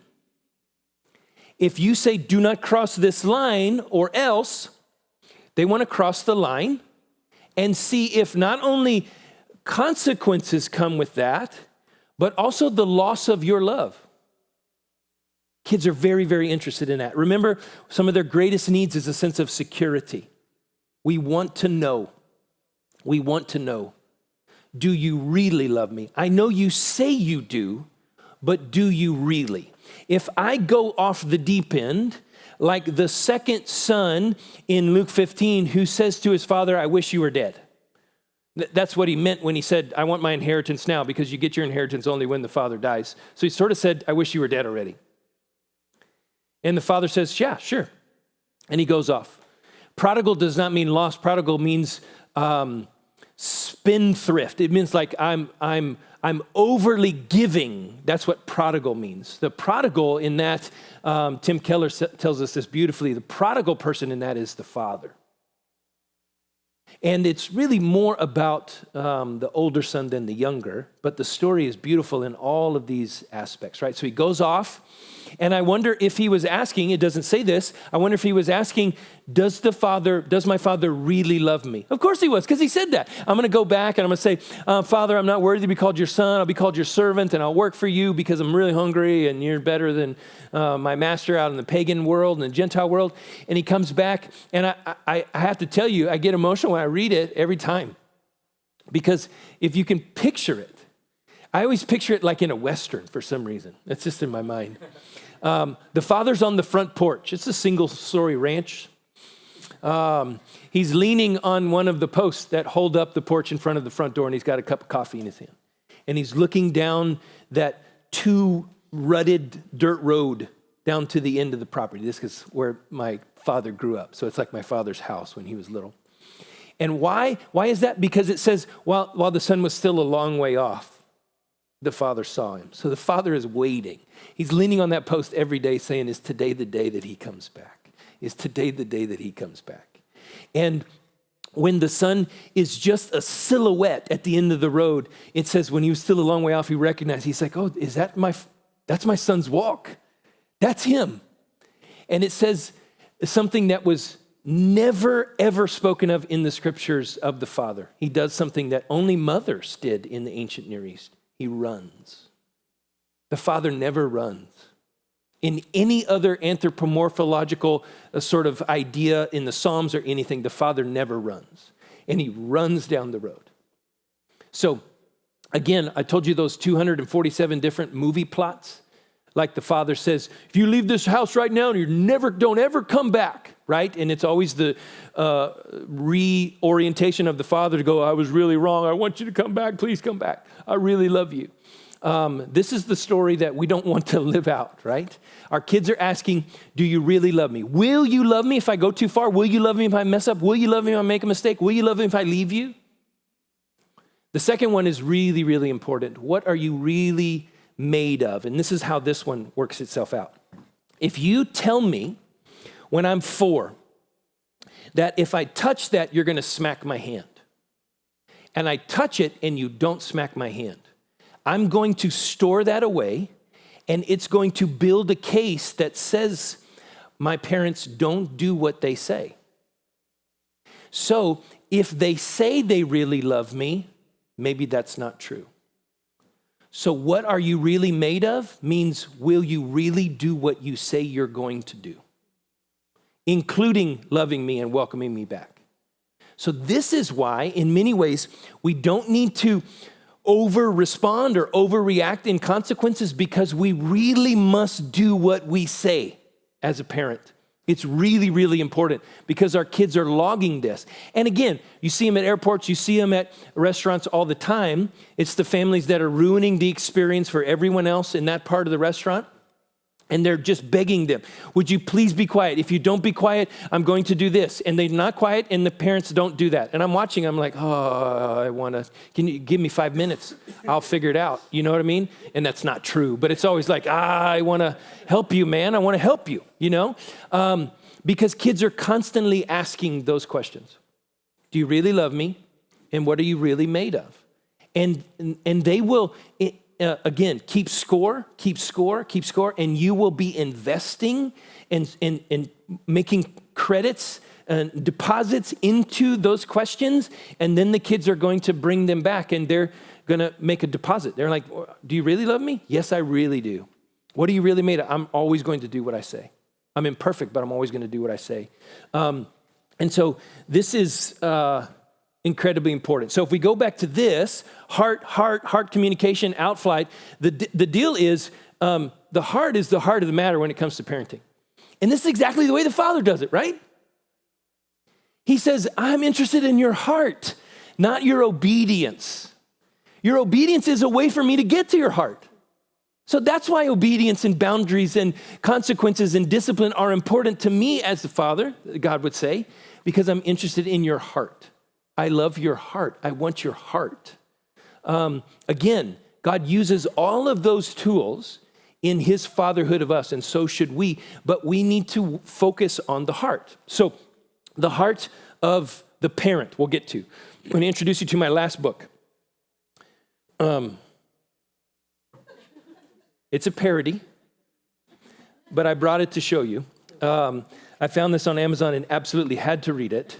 It literally says how to traumatize your children, 7 proven methods to help you screw up your kids deliberately and with skill. Okay? The interesting thing about it is there's no author listed, which I think is a brilliant idea. This is what it says on the front cover. This book is a work of humor meant solely for entertainment purposes. It is not intended to recommend or advise regarding how to raise children. The advice contained in this book is intended as a parody of parenting and psychology books, and actually following the advice contained herein will not be good for children, okay? It's like the lawyers on the group, I'm sure, wanted all of this. But here's the table of contents. So notice trauma with a purpose, dynamics of universal trauma. Then we get 7 parenting types. Parent as controller, parent as pusher, parent as narcissist, parent as indulger, parent as best friend, parent as self-esteem killer, parent as neglector. And in conclusion, enjoying your legacy of trauma. It's interesting when it talks about parenting styles, because this is really, really true. This is important.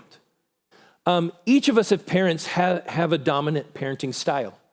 It's part of our model that we've sort of duct taped together based on influential people in our lives, right?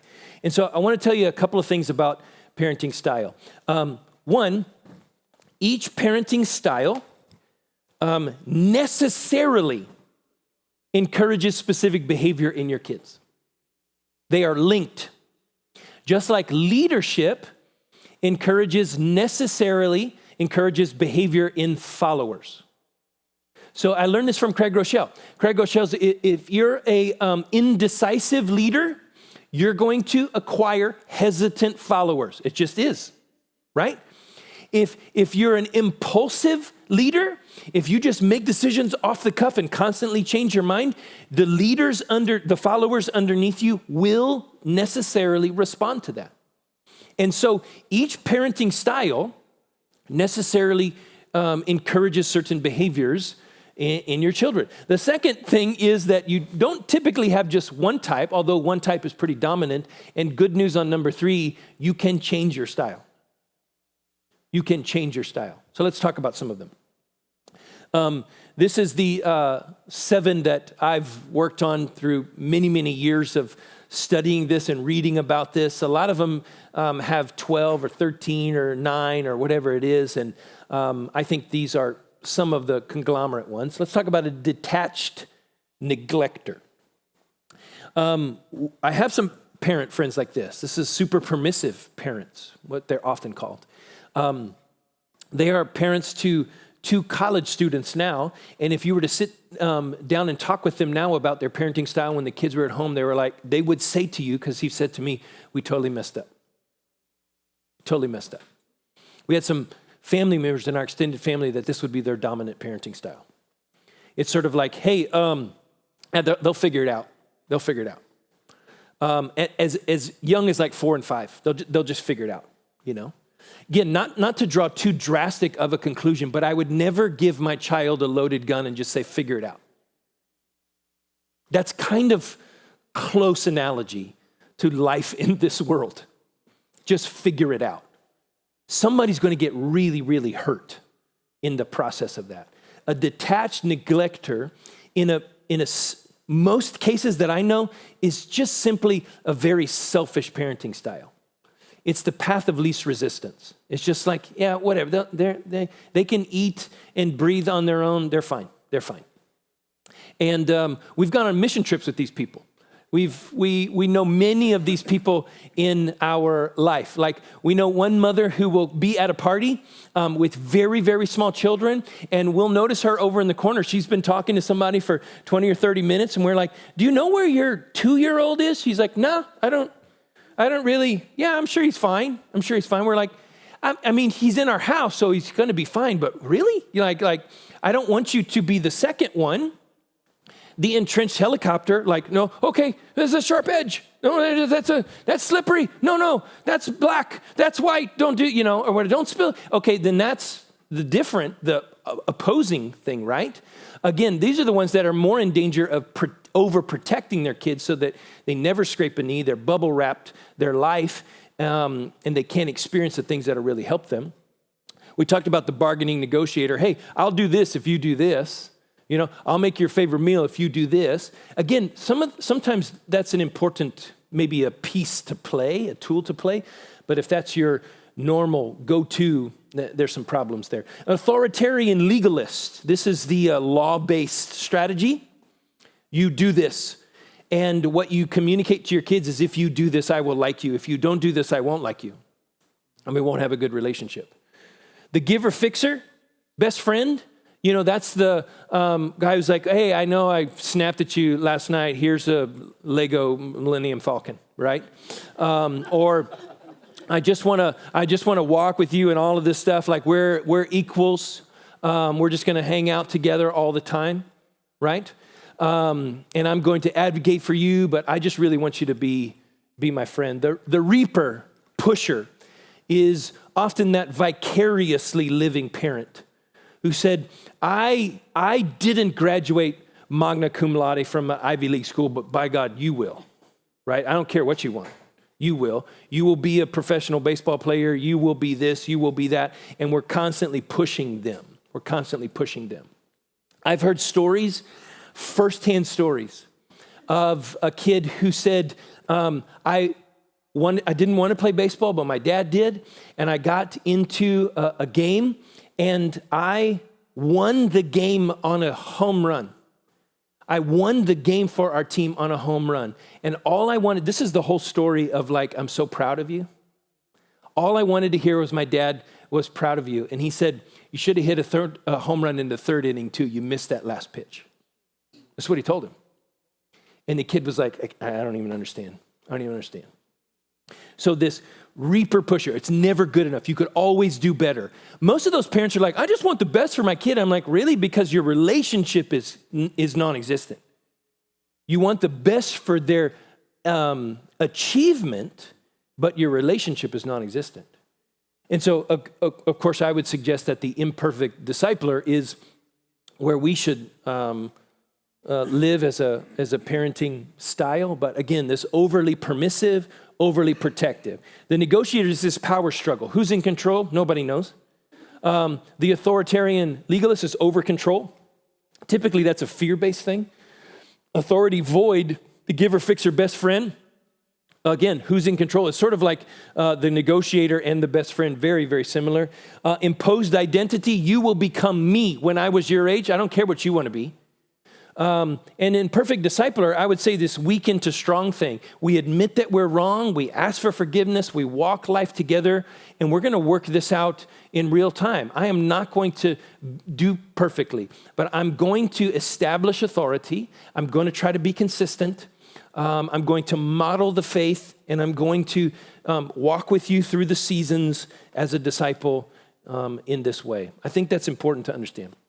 God gave parents to kids so that both would come to love and trust him more, not just kids.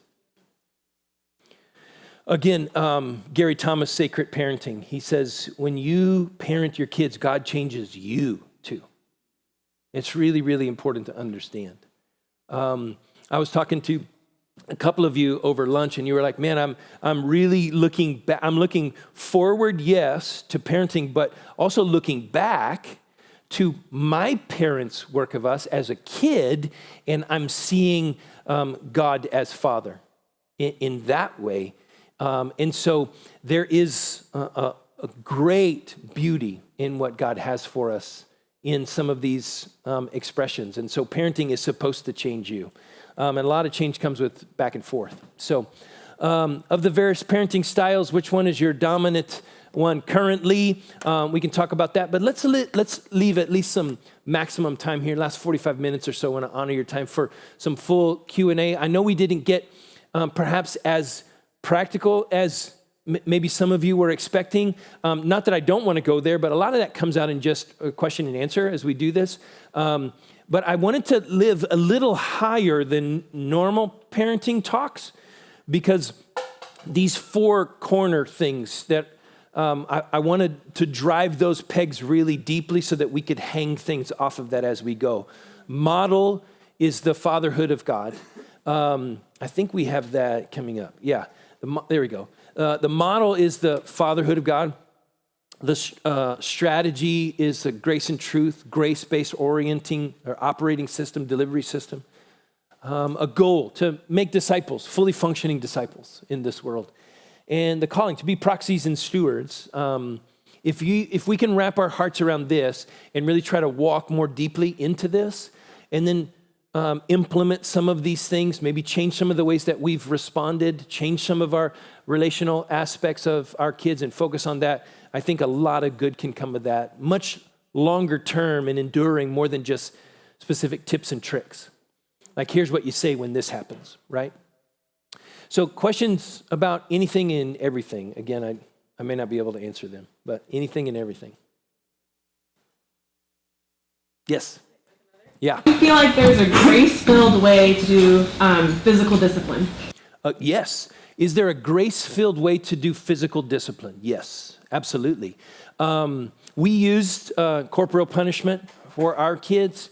Again, they're very different kids, so we used it slightly differently. I think it's a mistake to understand that what a lot of people say is hitting your kids will teach them to hit. I just flat don't agree with that because they're not all hitting is the same, by the way. We're not talking about this grand monolithic thing called hitting, right? We're talking about very strange things. And kids have the ability to differentiate between a consequential spank on the butt from dad and brother taking a Hot Wheels and hitting sister with it in the head. I think even kids say those are different things. So I don't think that smacking your child rightly is necessarily confusing for them. And so a grace-filled way to do physical consequences or punishment. I mean, I don't know about how fitting my answer squarely into the way that you phrased it. It's a really good way of phrasing it, but I just wouldn't be afraid of using that in the right circumstances, in the right season of the child's life. It's been ours are nearly 18 and 19, 18 to 20, so it's been a very, very long time since we did that. But we used it right, and one child needed it in different ways, and one child really didn't. And so I think that is more for like, how would we do that, love? Help me answer this question because it's really good. If a kid, like one time, I see this all the time too. I see kids like smack their parents. I don't know if you've ever seen that. And some of you probably had that to you. And kids are just experimenting. Like, is this okay for me to do? And so I think one of them hit Liza once in the face. Again, just probably once ever. But smacked her in the face. And she took their hand and went, pow, just like, no. And it's just strong, no. And there's, okay. I mean, I understand that. Or if they smacked sister or brother or whatever. I think those are sort of, it's very simple. It doesn't have to be complicated or explained. It's just smack that with a no. No, that is not that's not allowed. It's not excusable or whatever, acceptable. So, well, I think the grace part too is like disciplining your child when you're in a calm state of like, they know what they've done because you've been able to say, we don't do that in our house, and being able to discipline out of that is so much better. I was sharing with my table, I'm more of the hot-headed one in our family, and I have to really calm down when my kids were little, before I would have to deal with them. And for me, that's where I would see the grace part in it, is like taking a moment to breathe. Your child understands. You don't want to sit down and say, you did this is why I'm going to spank you. There are times you can do that, but there's other times you do have to respond. But I think it's in the way that you are disciplining them and training them up into those moments of having to actually use corporal punishment or spanking or whatever. So I don't know if that makes sense. No, it makes perfect sense. That's a really good way of saying it. I think we get into trouble when we when we discipline any time out of anger, like in the heat of a moment, that's where the wheels tend to fall off, right? And the kids can be very confused with the response that you give them, or like, what exactly made you angry? You seem, your face is red, your voice is raised, all those things. I think the best part is to, tune things down. And sometimes, again, you have to do that very quickly, and that's hard to do very quickly. And so that's why parenting in pairs is a helpful thing. But yeah, I wouldn't be afraid to use that, again, if your heart is right, in the right moment, in the right thing. But if that is I'm not also afraid to say, people overuse that. It can quickly go into what I would say first is probably misuse and then even abuse, where like we're teaching our kids, and then I've seen dads grab kids by the arm really hard, and pull them around. I'm like, if I was bigger, I'd do that to you, like Dad, I'd do that to you, Dad. And it's just, I'm relatively calm almost all the time. There are a couple of things that really sort of set me off, and I really struggle with that. That is to see parents be abusive to kids, and I've seen that in public before, or men be abusive to women. I just can't abide that, and it's gotten me into some strange conversations before, only a few, by God's grace. So I wouldn't want to get into misuse or abuse for sure. I would just say, try not to be in anger and only use it when appropriate. And that's a wisdom issue. Yeah, Shelby. Things we were talking about, just to piggyback what you're saying, was the holistic moment of discipline, of the conversation, the explanation part of it. And again, like what you said before so beautifully, they can hold so much more than we probably give them benefit to. So it's which we spank in our house, so that's part of that. But like it's the moment afterwards, the resolve afterwards. That often, the reconnection, Vanessa, beautifully, just like the where you get to reveal more the heart of the Father. Okay, there you go. This is why I'm doing this, and it's not. And I think in that it becomes way less about the physical action, even though that's important, it has its place. But when you have the reconnection, the follow through, the follow up, is the helpful grace. Brilliant. And I would say that even little ones aren't goldfish. Like they don't have a 20-second memory. You know what I mean? Like you can respond appropriately with physical consequences in the moment. And then if it's in a strange place or whatever, even an hour or two after, you can come and say, hey, I'd like to talk about that. I'd like to go back and explain it. Do you remember what you did? This is what I saw. Do you remember what you did? And even 3-4-year-olds, they can grab that. Oh, okay. Again, it may not take the sting away or the embarrassment away or whatever, but I think there are ways to, again, add explanation and connect it to not just expectations, like you failed to meet my expectation, like we said, but disciplines and values, those kinds of things. Good question. Yes, Liz. I feel like revolve what the best way to ask this question. Okay, try one on for size. Okay. As context, I'm a caretaker. I assistant teach for 16 3-year-olds. All at one time? Yeah. Wow. I have a prayer time for you, Liz, after this. God bless you. I'm not a parent, but is there any encouragement or bits and pieces towards being someone who is partnering with a parent who may not have the same orientation as I would with my potentially future children? Is there any encouragement or wisdom towards implementing bits and pieces of that in a caretaker role, but also being aware of the parents and what they wish for? I think your job is incredibly difficult and complex because you have a fraction of the playbook that a parent has to draw from when you're talking about training and, yes, sometimes disciplining 3-year-olds. And it's very, very difficult because you are not probably, definitely you're not legally allowed to do some things, right? And if you did some of those things, you'd lose your job, you'd lose the respect of the parents, you'd lose their entrustment of you and all those things. So that's very, very complicated. The difficulty in your field is that one of the things that you mostly have is just words, explanation. And I would say that you probably would focus there, but I would not count out your role as almost more important, even though your time with the parents is very, very minimal, like drop off and pick up, those kinds of things. Your role with the parents may be even more important than your many, many hours with the 3-year-olds. And to try to figure out a way to communicate things to parents on an ongoing basis. Hey, Alice, I want to tell you a story of what happened with Alice today.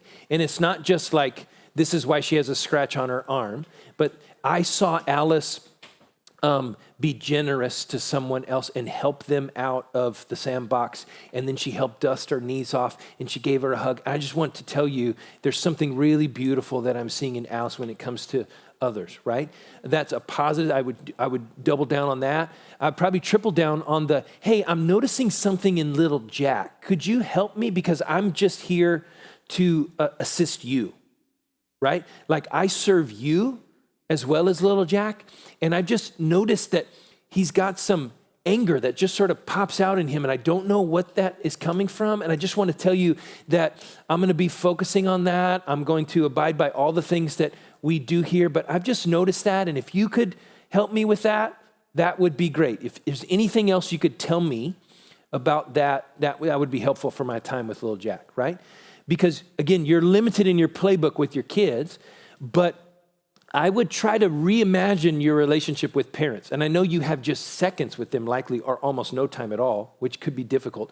But perhaps you can find some sort of way to communicate with them off hours, email, those kinds of things. But it's an incredibly hard job, Liz, really, because again, you have so many limited resources. And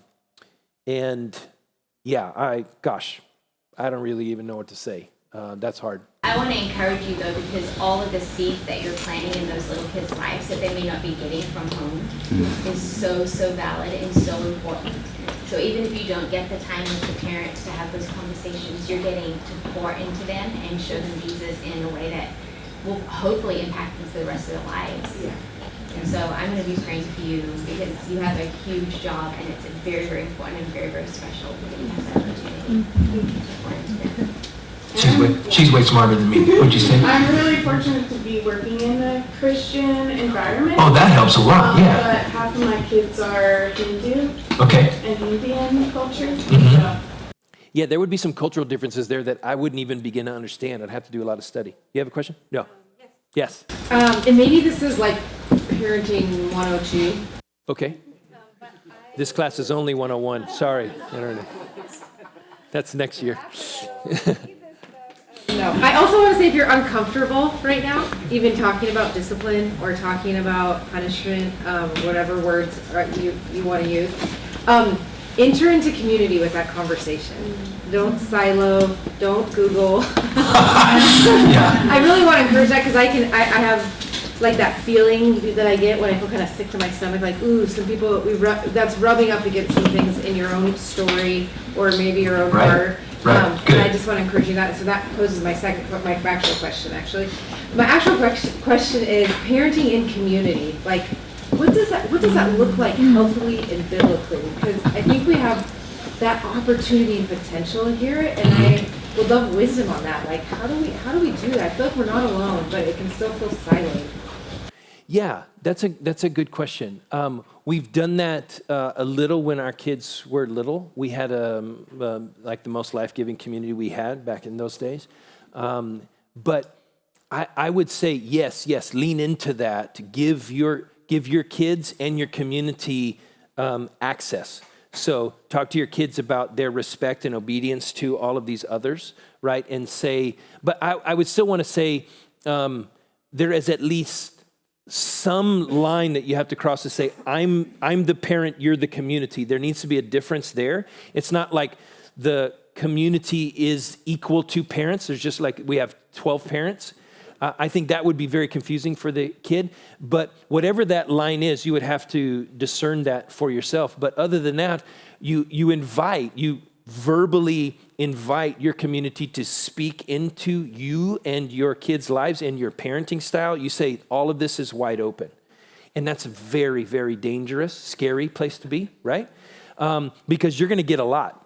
You're going to get some good, some bad, hopefully mostly good. But I think it's a really humble, teachable posture to invite that.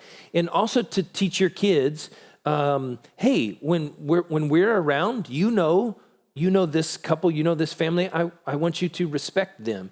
And I've invited them to speak into our life and to yours. And so this is how we're going to do this. Community is really important for us. It's not just all party. It's not just all fun and games and laughter and meals. This is the harder stuff of real life, and we're inviting people to speak into us. If you ever are confused about that, just come and talk to me about it.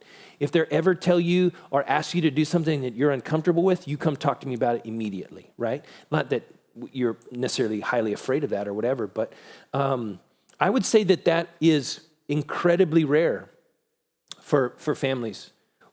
Like I said at the beginning, most families, even Christian families in community, they draw a line around their family and they say, no, you are not speaking to my kid. You're not speaking into my kid.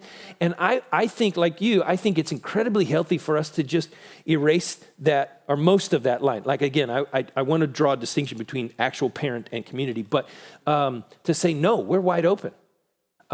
It's scary, but it's powerful because all of the things that we talk about in the life and the body of the church as we're going through 1 Corinthians, that is relevant to parenting in every way, right? And so we need that. I think we're lesser because of it. Perhaps many of the issues that we have in parenting deficiencies and bad strategies and models could be remedied by a more active community involved in our homes and our families, for sure. We were kind of talking about that yesterday, just with our children as we were driving, about how everything has changed. Like if you go back, families used to be so involved, grandparents, great-grandparents. I mean, everyone would live in the same house and people would be able to pour down. In the East, they still do. Yeah. Like 4 or 5 generations in the same house. People were able to pour into your kids, and now it's not like that here. You know, I'm originally from Australia, it's even less like that over there. But that's the one beautiful thing when you do have a community that you can trust, because it's like a family that can pour in, and that is just so beautiful, and it's so needed to have. I wish we had that with our kids more so, and to be at a place to even be willing to have that conversation is just so beautiful. It's why we need to just be your mom, I know. Oh, we get an applause for that. Liza's mother is, of the 4 parents that we have, and I'm not trying to change the conversation, I'm just saying, I moved on really quick. Of the 4, my parents and her parents, my parents were okay parents, not very intentional, definitely didn't lead us in the faith. Although they took us to church, that was about it. We never talked about anything.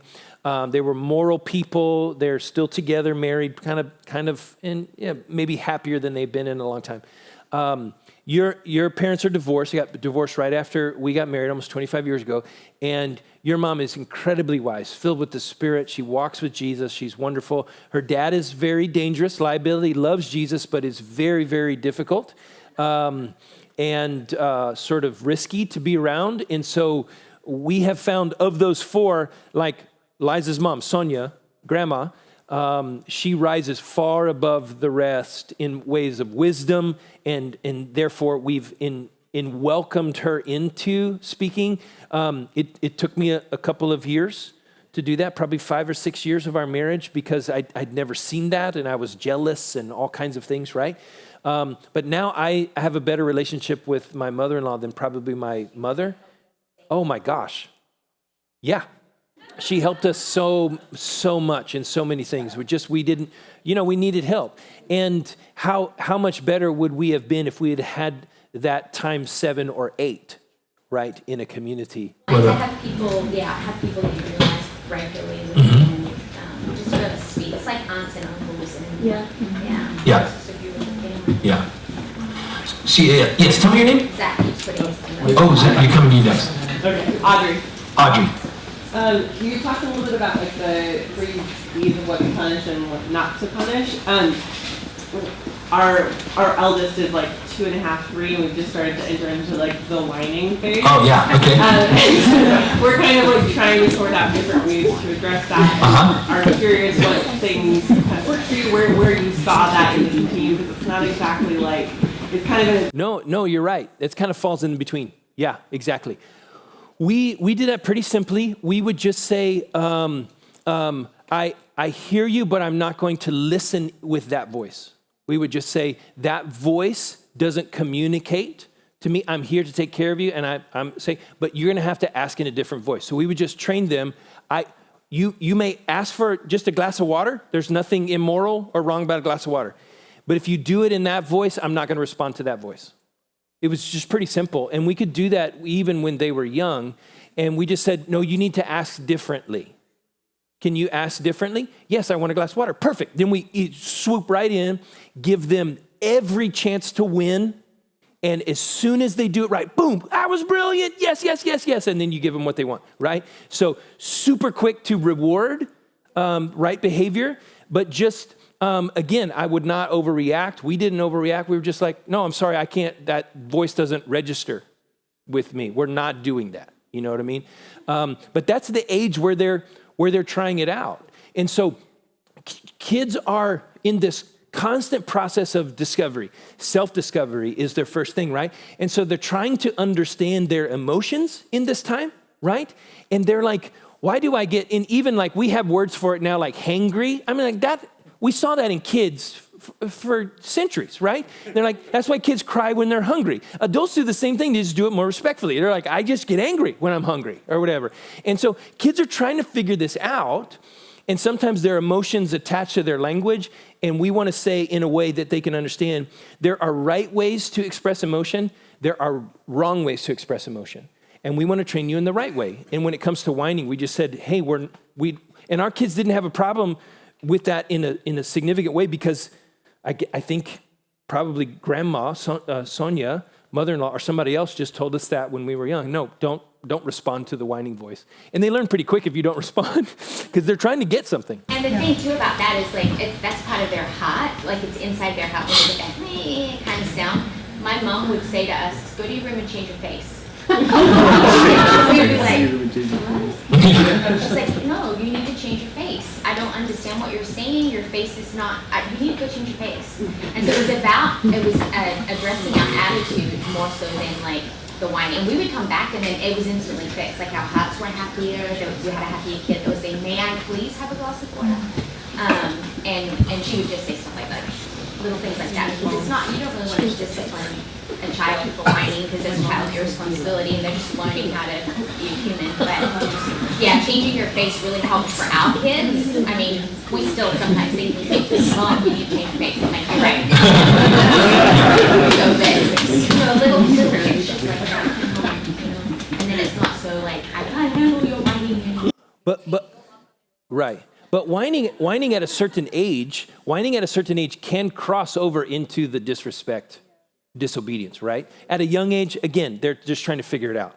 But then, when you're 10 years old and you're whining, you're like, and I've seen 10-year-olds where I'm like, really? What's going on? It's like, just say no. Just say no, Again, I once watched a couple get probably their first child, and again, there's tons of grace because I'm a total mess up when all of this stuff, right? But and Liza was sitting next to me, again, at an airport, spent a lot of time at airports, and she was like, please don't go talk to them. She put her hand on my leg, and I'm like, I really want to. And they were following around this probably 2-year-old, and the 2-year-old was completely interrupting and like spilling people's drinks, taking their magazines and newspapers down, just all around them. And they were just following him and apologizing to everybody. And I was like, oh my God. I was like, just tell him no and pick him up. And when he starts screaming, you smack his bottom and say, no, this is not what we're doing. I'm in charge, not you. And we realized that when we were little and our kids had trouble going to sleep. And it was just hilarious. It was absolutely comical. We had a 2 or 3 year old, and I was sleeping on the floor next to the crib with my hand in, slowly army crawling out so that she didn't hear me. And then when I got out the door, I stood up in front of my wife. I was like, I'm a man. I don't want to do this anymore. And I was like, we're not going to do this. And it's like, you get into the groove, I understand, but it's like, at some point you just got to say, no, enough is enough. We're not doing this, right? And so, yeah, we had a lot of just comical, the comedy of errors at our home. But I would just say, at a younger age, just train them to, I'm not, and I don't mean that in a harsh way. I'm just saying you speak to them, I'm not going to give you a glass of water with that voice. You need to ask nicely. You need, whatever words you use, you need to ask nicely. And then as soon as they do it, yes, that's what I'm talking to. Here's your glass of water. Boom. Whatever. Yes, sir. I felt like very sobered by the bit about like every kid is asking 2 questions. And then like as parents, we must do what we say. And my mind just instantly goes to the multi-page list of all the times I have not done what I said I would do for my kids, regardless of the reason why. And when you're talking about that makes a deposit in your kid, I'm like, crap, that hurts, Yeah. And so now I feel I have this like tension of just like, well, one side of like, well, I want to fill the jar then of being the dad who does what he says all the time, like 100%. Mm-hmm. But I also feel like, and is there value in just like approaching my older kids and saying like, hey, you know what? There have been a lot of times where dad has said he's going to do something that doesn't happen, and I'm sorry. Can you speak to that tension? Yes. Scott, can I actually weigh in on that? Of course, Wayne. Yeah, Wayne. Grandfather in the room. Because one of the first things that you said that I wrote down that God tells us is I can fix that. Yeah. Your mistake with your kid is not bigger than me. Yeah. And praise God. Because we made lots. And yes, it's very okay to go back to your older kids and say, whoa, I blew it here. I really screwed this up, and I'm sorry. And it's okay to say that throughout. Even when it's 1 minute. Because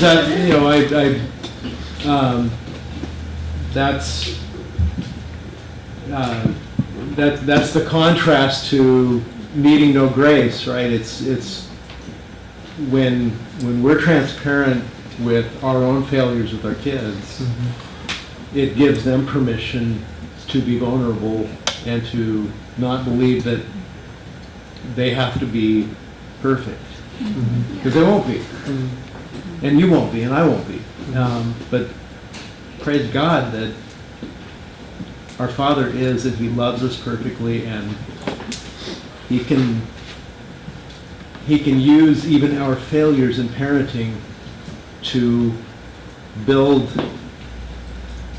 our kids into the people that He wants them to be in His kingdom. Well said, Wayne. Thank you. Yes, I fully agree. I think it's perfectly appropriate to even go far back and ask forgiveness to your kids in a sober moment, for sure. On the other side of things, I think what it encourages me to do is to be careful what I promise. Because what I promise, I need to follow through on. And if I don't, then I need to explain that, right? And so I could tell when we were trying to retrain a heart, that was one of the conclusions we came to during this moment with the help of Sonia and others, was that we have to be careful what lines we draw when we're in this really, really intense clamp down. We called it like boot camp, like Pollok boot camp for one of our kids, right? And so it was just like, we have to do this. And it took 3 months. And one of our things were, okay, we have to be careful what lines we draw. And when we draw a line, we must hold the line. And because that's what the retraining was. It was this, what are you really made of? She knew we really loved her. What she was struggling with at just 3, this is a lifetime ago. What she was really struggling with was this, what are you really made of? Like, I'm pretty sure I'm in charge here. And she was right. Like, she sort of ran, again, she was such a strong character and is so beautiful now and gorgeous, but she was just trying, she was misunderstanding her strength. And so we realized in that 3 months, I remember one time when I drew the wrong line and I was like, crap, okay, we got to hold the line. It became a thing and it lasted hours and hours and hours, but we couldn't lose. We could not lose one single line, and it got more and more as it went.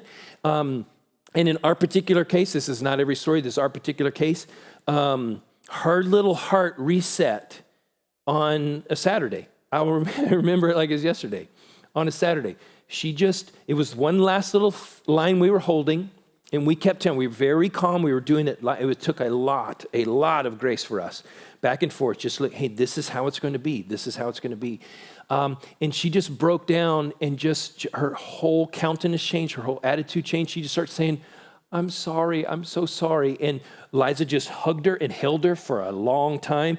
And then she came up and hugged me and told, I'm sorry, I'm just so sorry. And we're like, what? And she couldn't really explain it, but she was just like, I'm just sorry, I'm so sorry.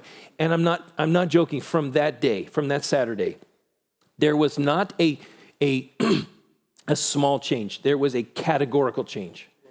And there has largely been no return to that before. That's a specific story, but it was like, we have to be careful what we promise, because then we have to hold that promise. Or if not, we have to go and explain or ask forgiveness or whatever. But Wayne is perfectly right. Yeah. Aaron. Yeah.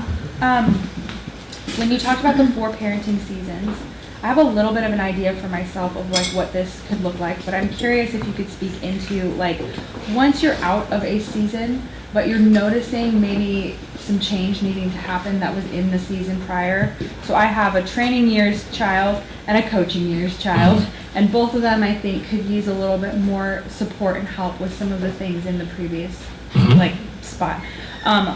Do you just sprinkle that in as you go with like their current season, or like could you just speak to a little bit of like what do you do when you're noticing some tweaks that are like, oh, we should have already worked on this, but we still can do that now? Oh yeah, first of all, that is constantly happening.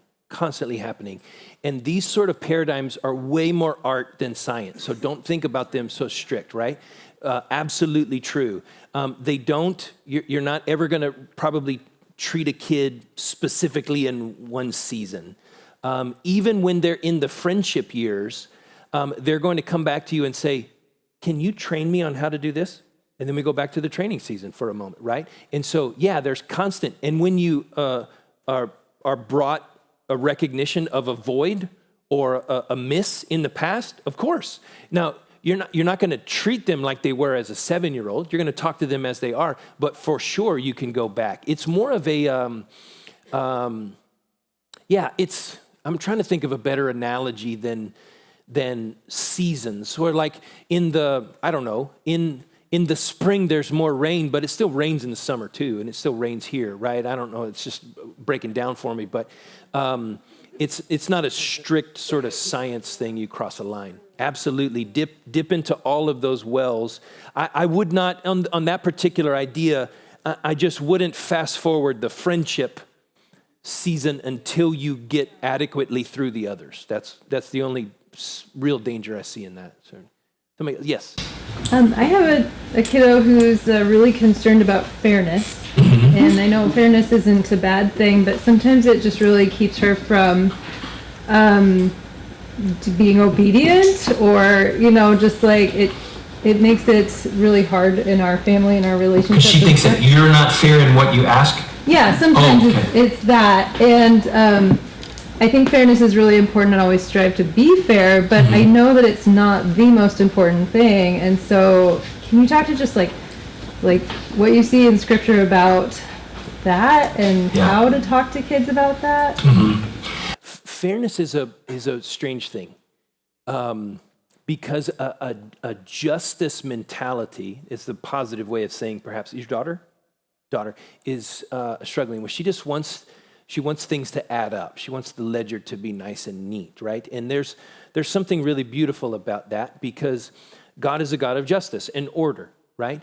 But when we misunderstand justice as fairness, and I don't think the two are the same, I think there's a significant difference, at least practically and experientially, then it gets a little muddy. For instance, my prime example would be Job's friends. So Job's 3 friends come to him and sit with him, and they're great for 7 days because they don't say a word. Then when they open their mouth, they're not so good.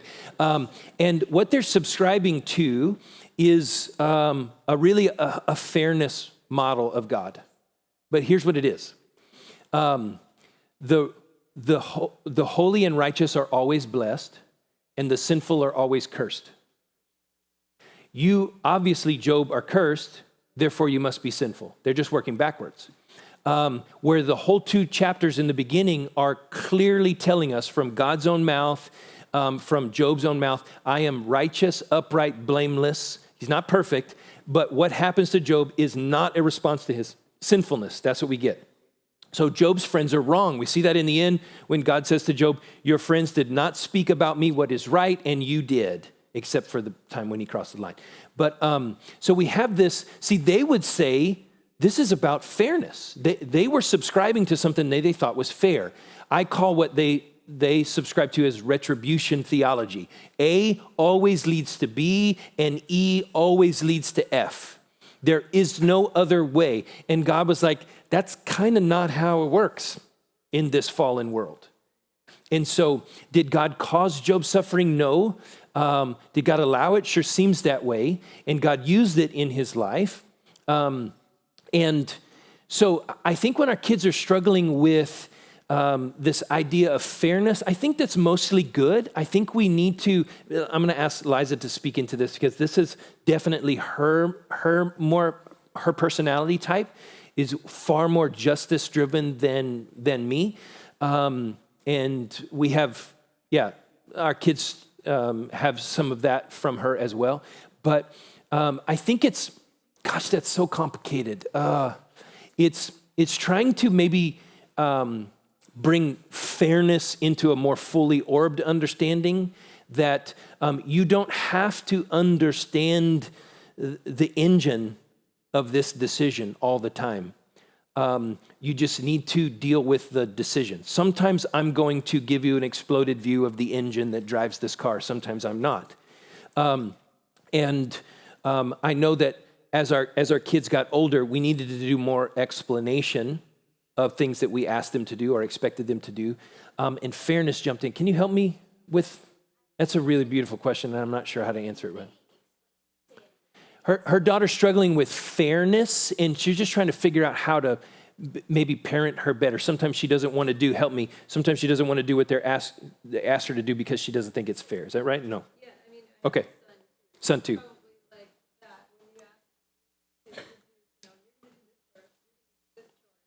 Oh, I got you. So is it largely to do with comparison? Oh, so okay, now I better understand. Okay. That helps me a lot.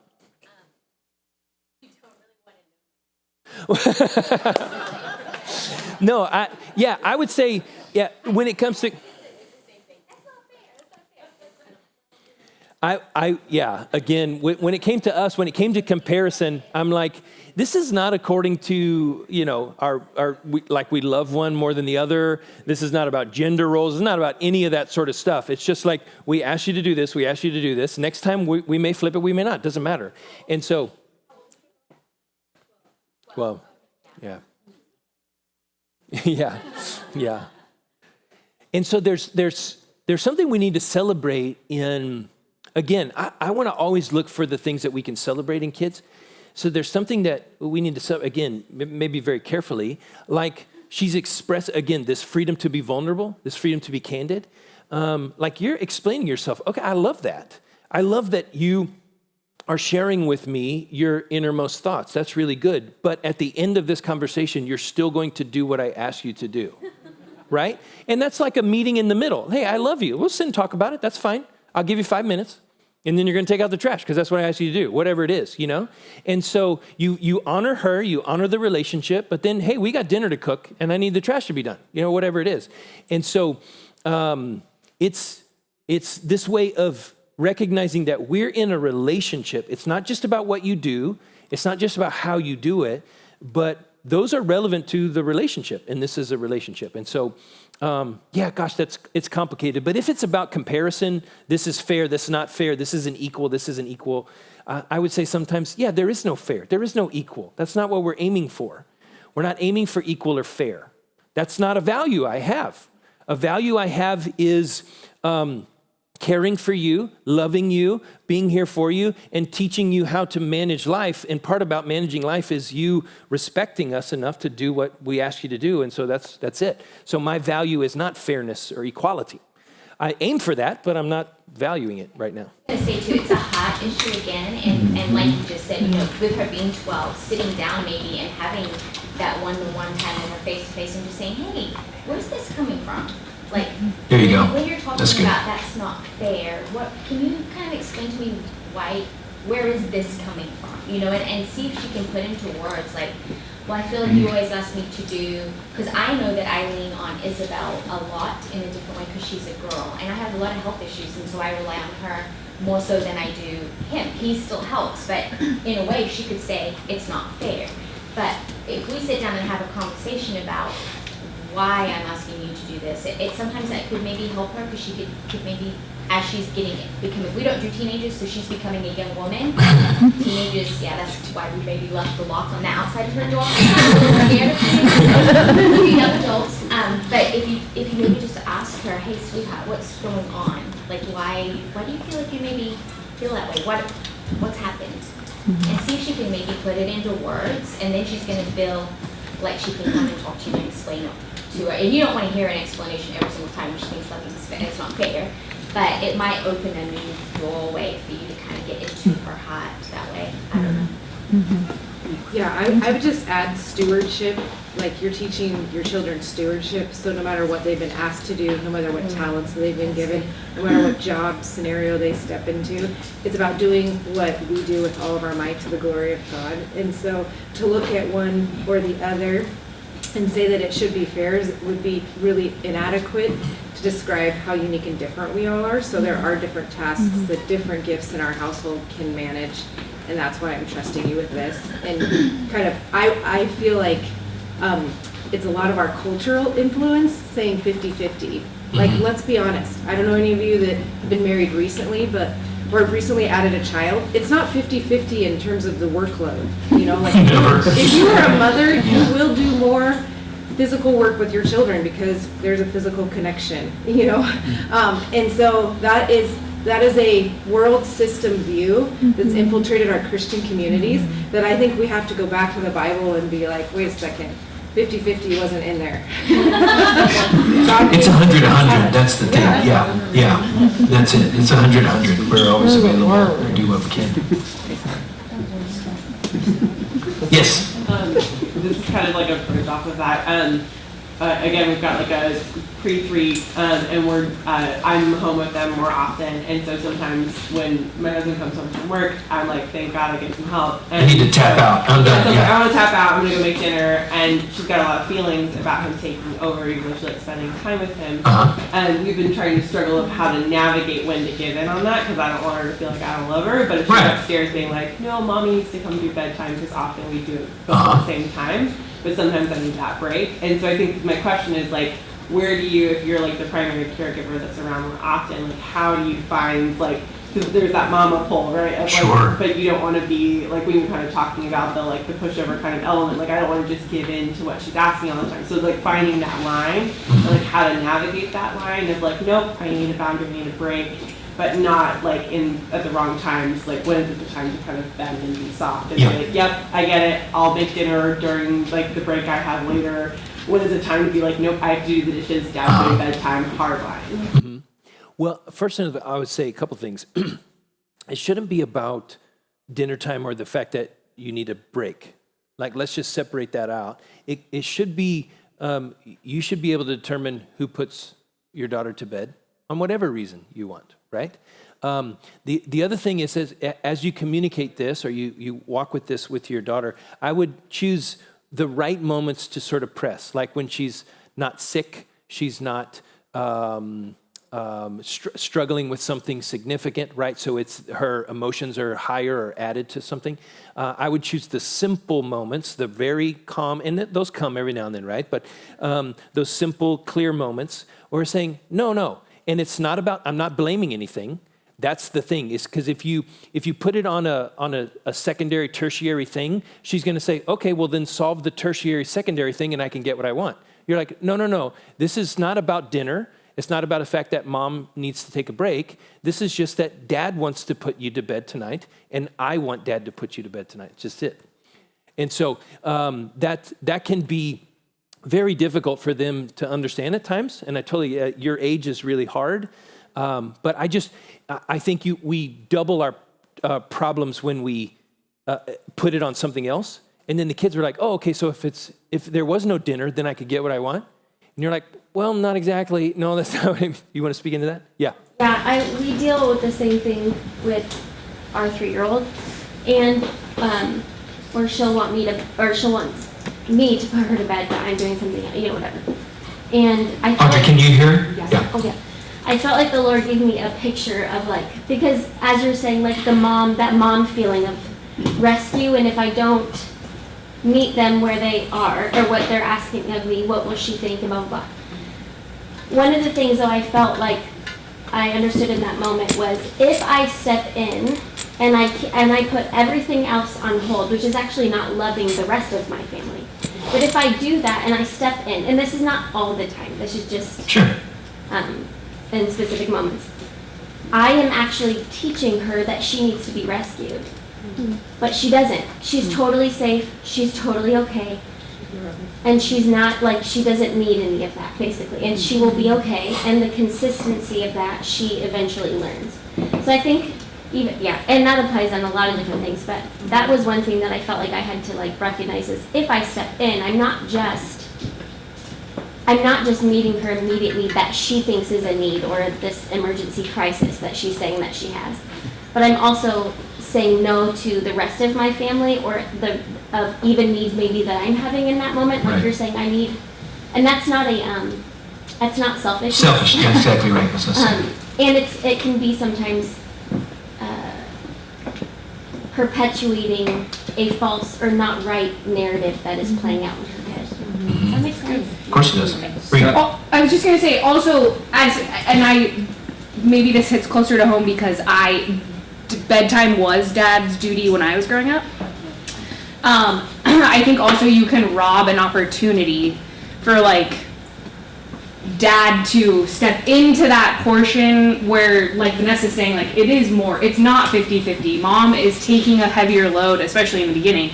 And so to then say, no, I'm actually creating opportunity for my kid to have this memory moment so that when they're 32, they're like, wow, I am so thankful that my dad read to me every night before bed and it was this special. Yeah. And yes. And you too. Jeremy? Struck a chord, Audrey, obviously. At this stage, sometimes the kids were kind of put off by the change at the last minute. And so one of the things we did at times was to be very clear that up front when we were working on this with some of our kids was hey, we're going to alternate nights, and that's just how it's going to be. So that they know what's coming in advance. Sometimes it would be I'd be traveling, and I'd be like, hey, I have a trip coming up. I'm going to be gone for 3 days. I'm going to put you down for 3 days straight because when I'm traveling, it's going to be mom, right? And so that type of thing can sometimes take the tension out of the moment too. That's good. I love it. And to give them warning. Hey, tonight, we just want you to know, several hours tonight, Dad's going to be putting you to bed. Just to let you know. And that's not up for discussion, it's just not those kinds of things, right? So, hey, there are something that needs to be said here and we're 2 minutes over, so thank you for 2 extra minutes, but this is a complex topic. And we did no justice. I did no justice to home of origin things, wounds from our parents. We didn't get to talk about that. Huge subject, right? We didn't get a chance to talk about step families and blended families and single parent families, all of which are incredibly relevant. I am not discounting any of those things. Again, as I said, single parents in my mind are like superheroes. I just want to hug them and serve them and buy them a meal or something, send them away to vacation if I had all that money to do. We did not do that. I wanted to maximize our time in some ways, so some of those were intentional choices, right? I don't want you to assume that I'm reducing this subject in any way that's inappropriate. I'm not trying to do that. But just trying to, again, not tips and tricks, some higher level things, filling in the middle with some strategic and practical things. And here's what I would offer as we go. Just maybe 4 or 5 things that I would encourage you to. And I'm going to send, again, all of these slides. If you could have a conversation even tonight or on your next date with your spouse, what's your win for parenting? So go through those 4 things. The model, the strategy, the goal, and the calling, and just talk through that. Hey, how are we going to implement some of this? Okay, maybe start to identify some of your family values. Again, this is that bottom foundation on disciplines, not the same as consequences in discipline, but rhythms of life that lead to expectations. What are some of our values? And let me just say, if you have 92 values, that's not going to be values. You need like a small number of high-level values, probably like under 10, maybe under 7. That kind of aim for that, like truth, respect, Jesus, whatever. Make them specific enough to be active, but identify those things. And then just simple, hey, what are some things we want to stop doing as a family? What are some things we want to start doing as a family? And what are some things we want to change that we're currently doing as a family? Very, very simple things, but maybe this would be a good time to go out on a date sometime soon and just work through this, or put your kids to bed early one night and have what Liza and I have a couch date. We get on the couch and sort of face each other on either ends. A glass of wine helps sometimes, and we just have what would normally do at a restaurant without the babysitter. Our kids are there, and it can be a beautiful time. It just needs to be intentional. And so don't let this just end today with a great conversation. Work on really seeding some of these things to fruition. Okay, let me pray for you. Father, we bless you. We thank you. What a great day. What a beautifully long day. What a hopefully a productive day. I know I had a great time. God, help us. Help us, help us, help us. We are desperate for you. We need you desperately. As parents, you know, because you are a parent, it is so very vital, so very crucial. There perhaps is nothing or very few things that we get to do where we imitate you more than when we parent. And so we love this. We feel ill-equipped. We're scared. We're confused. We confess all of that. Fill in our gaps. Turn our weakness into strength. Let your grace be sufficient for us in this season of our life, especially with littles, with the first one coming, with grandkids, even before we have kids. And for those of us who help parents, please God, we beg you, fill us with your Spirit. Teach us, give us your wisdom. We pray all of this in Jesus' name. Amen. Amen. Thanks.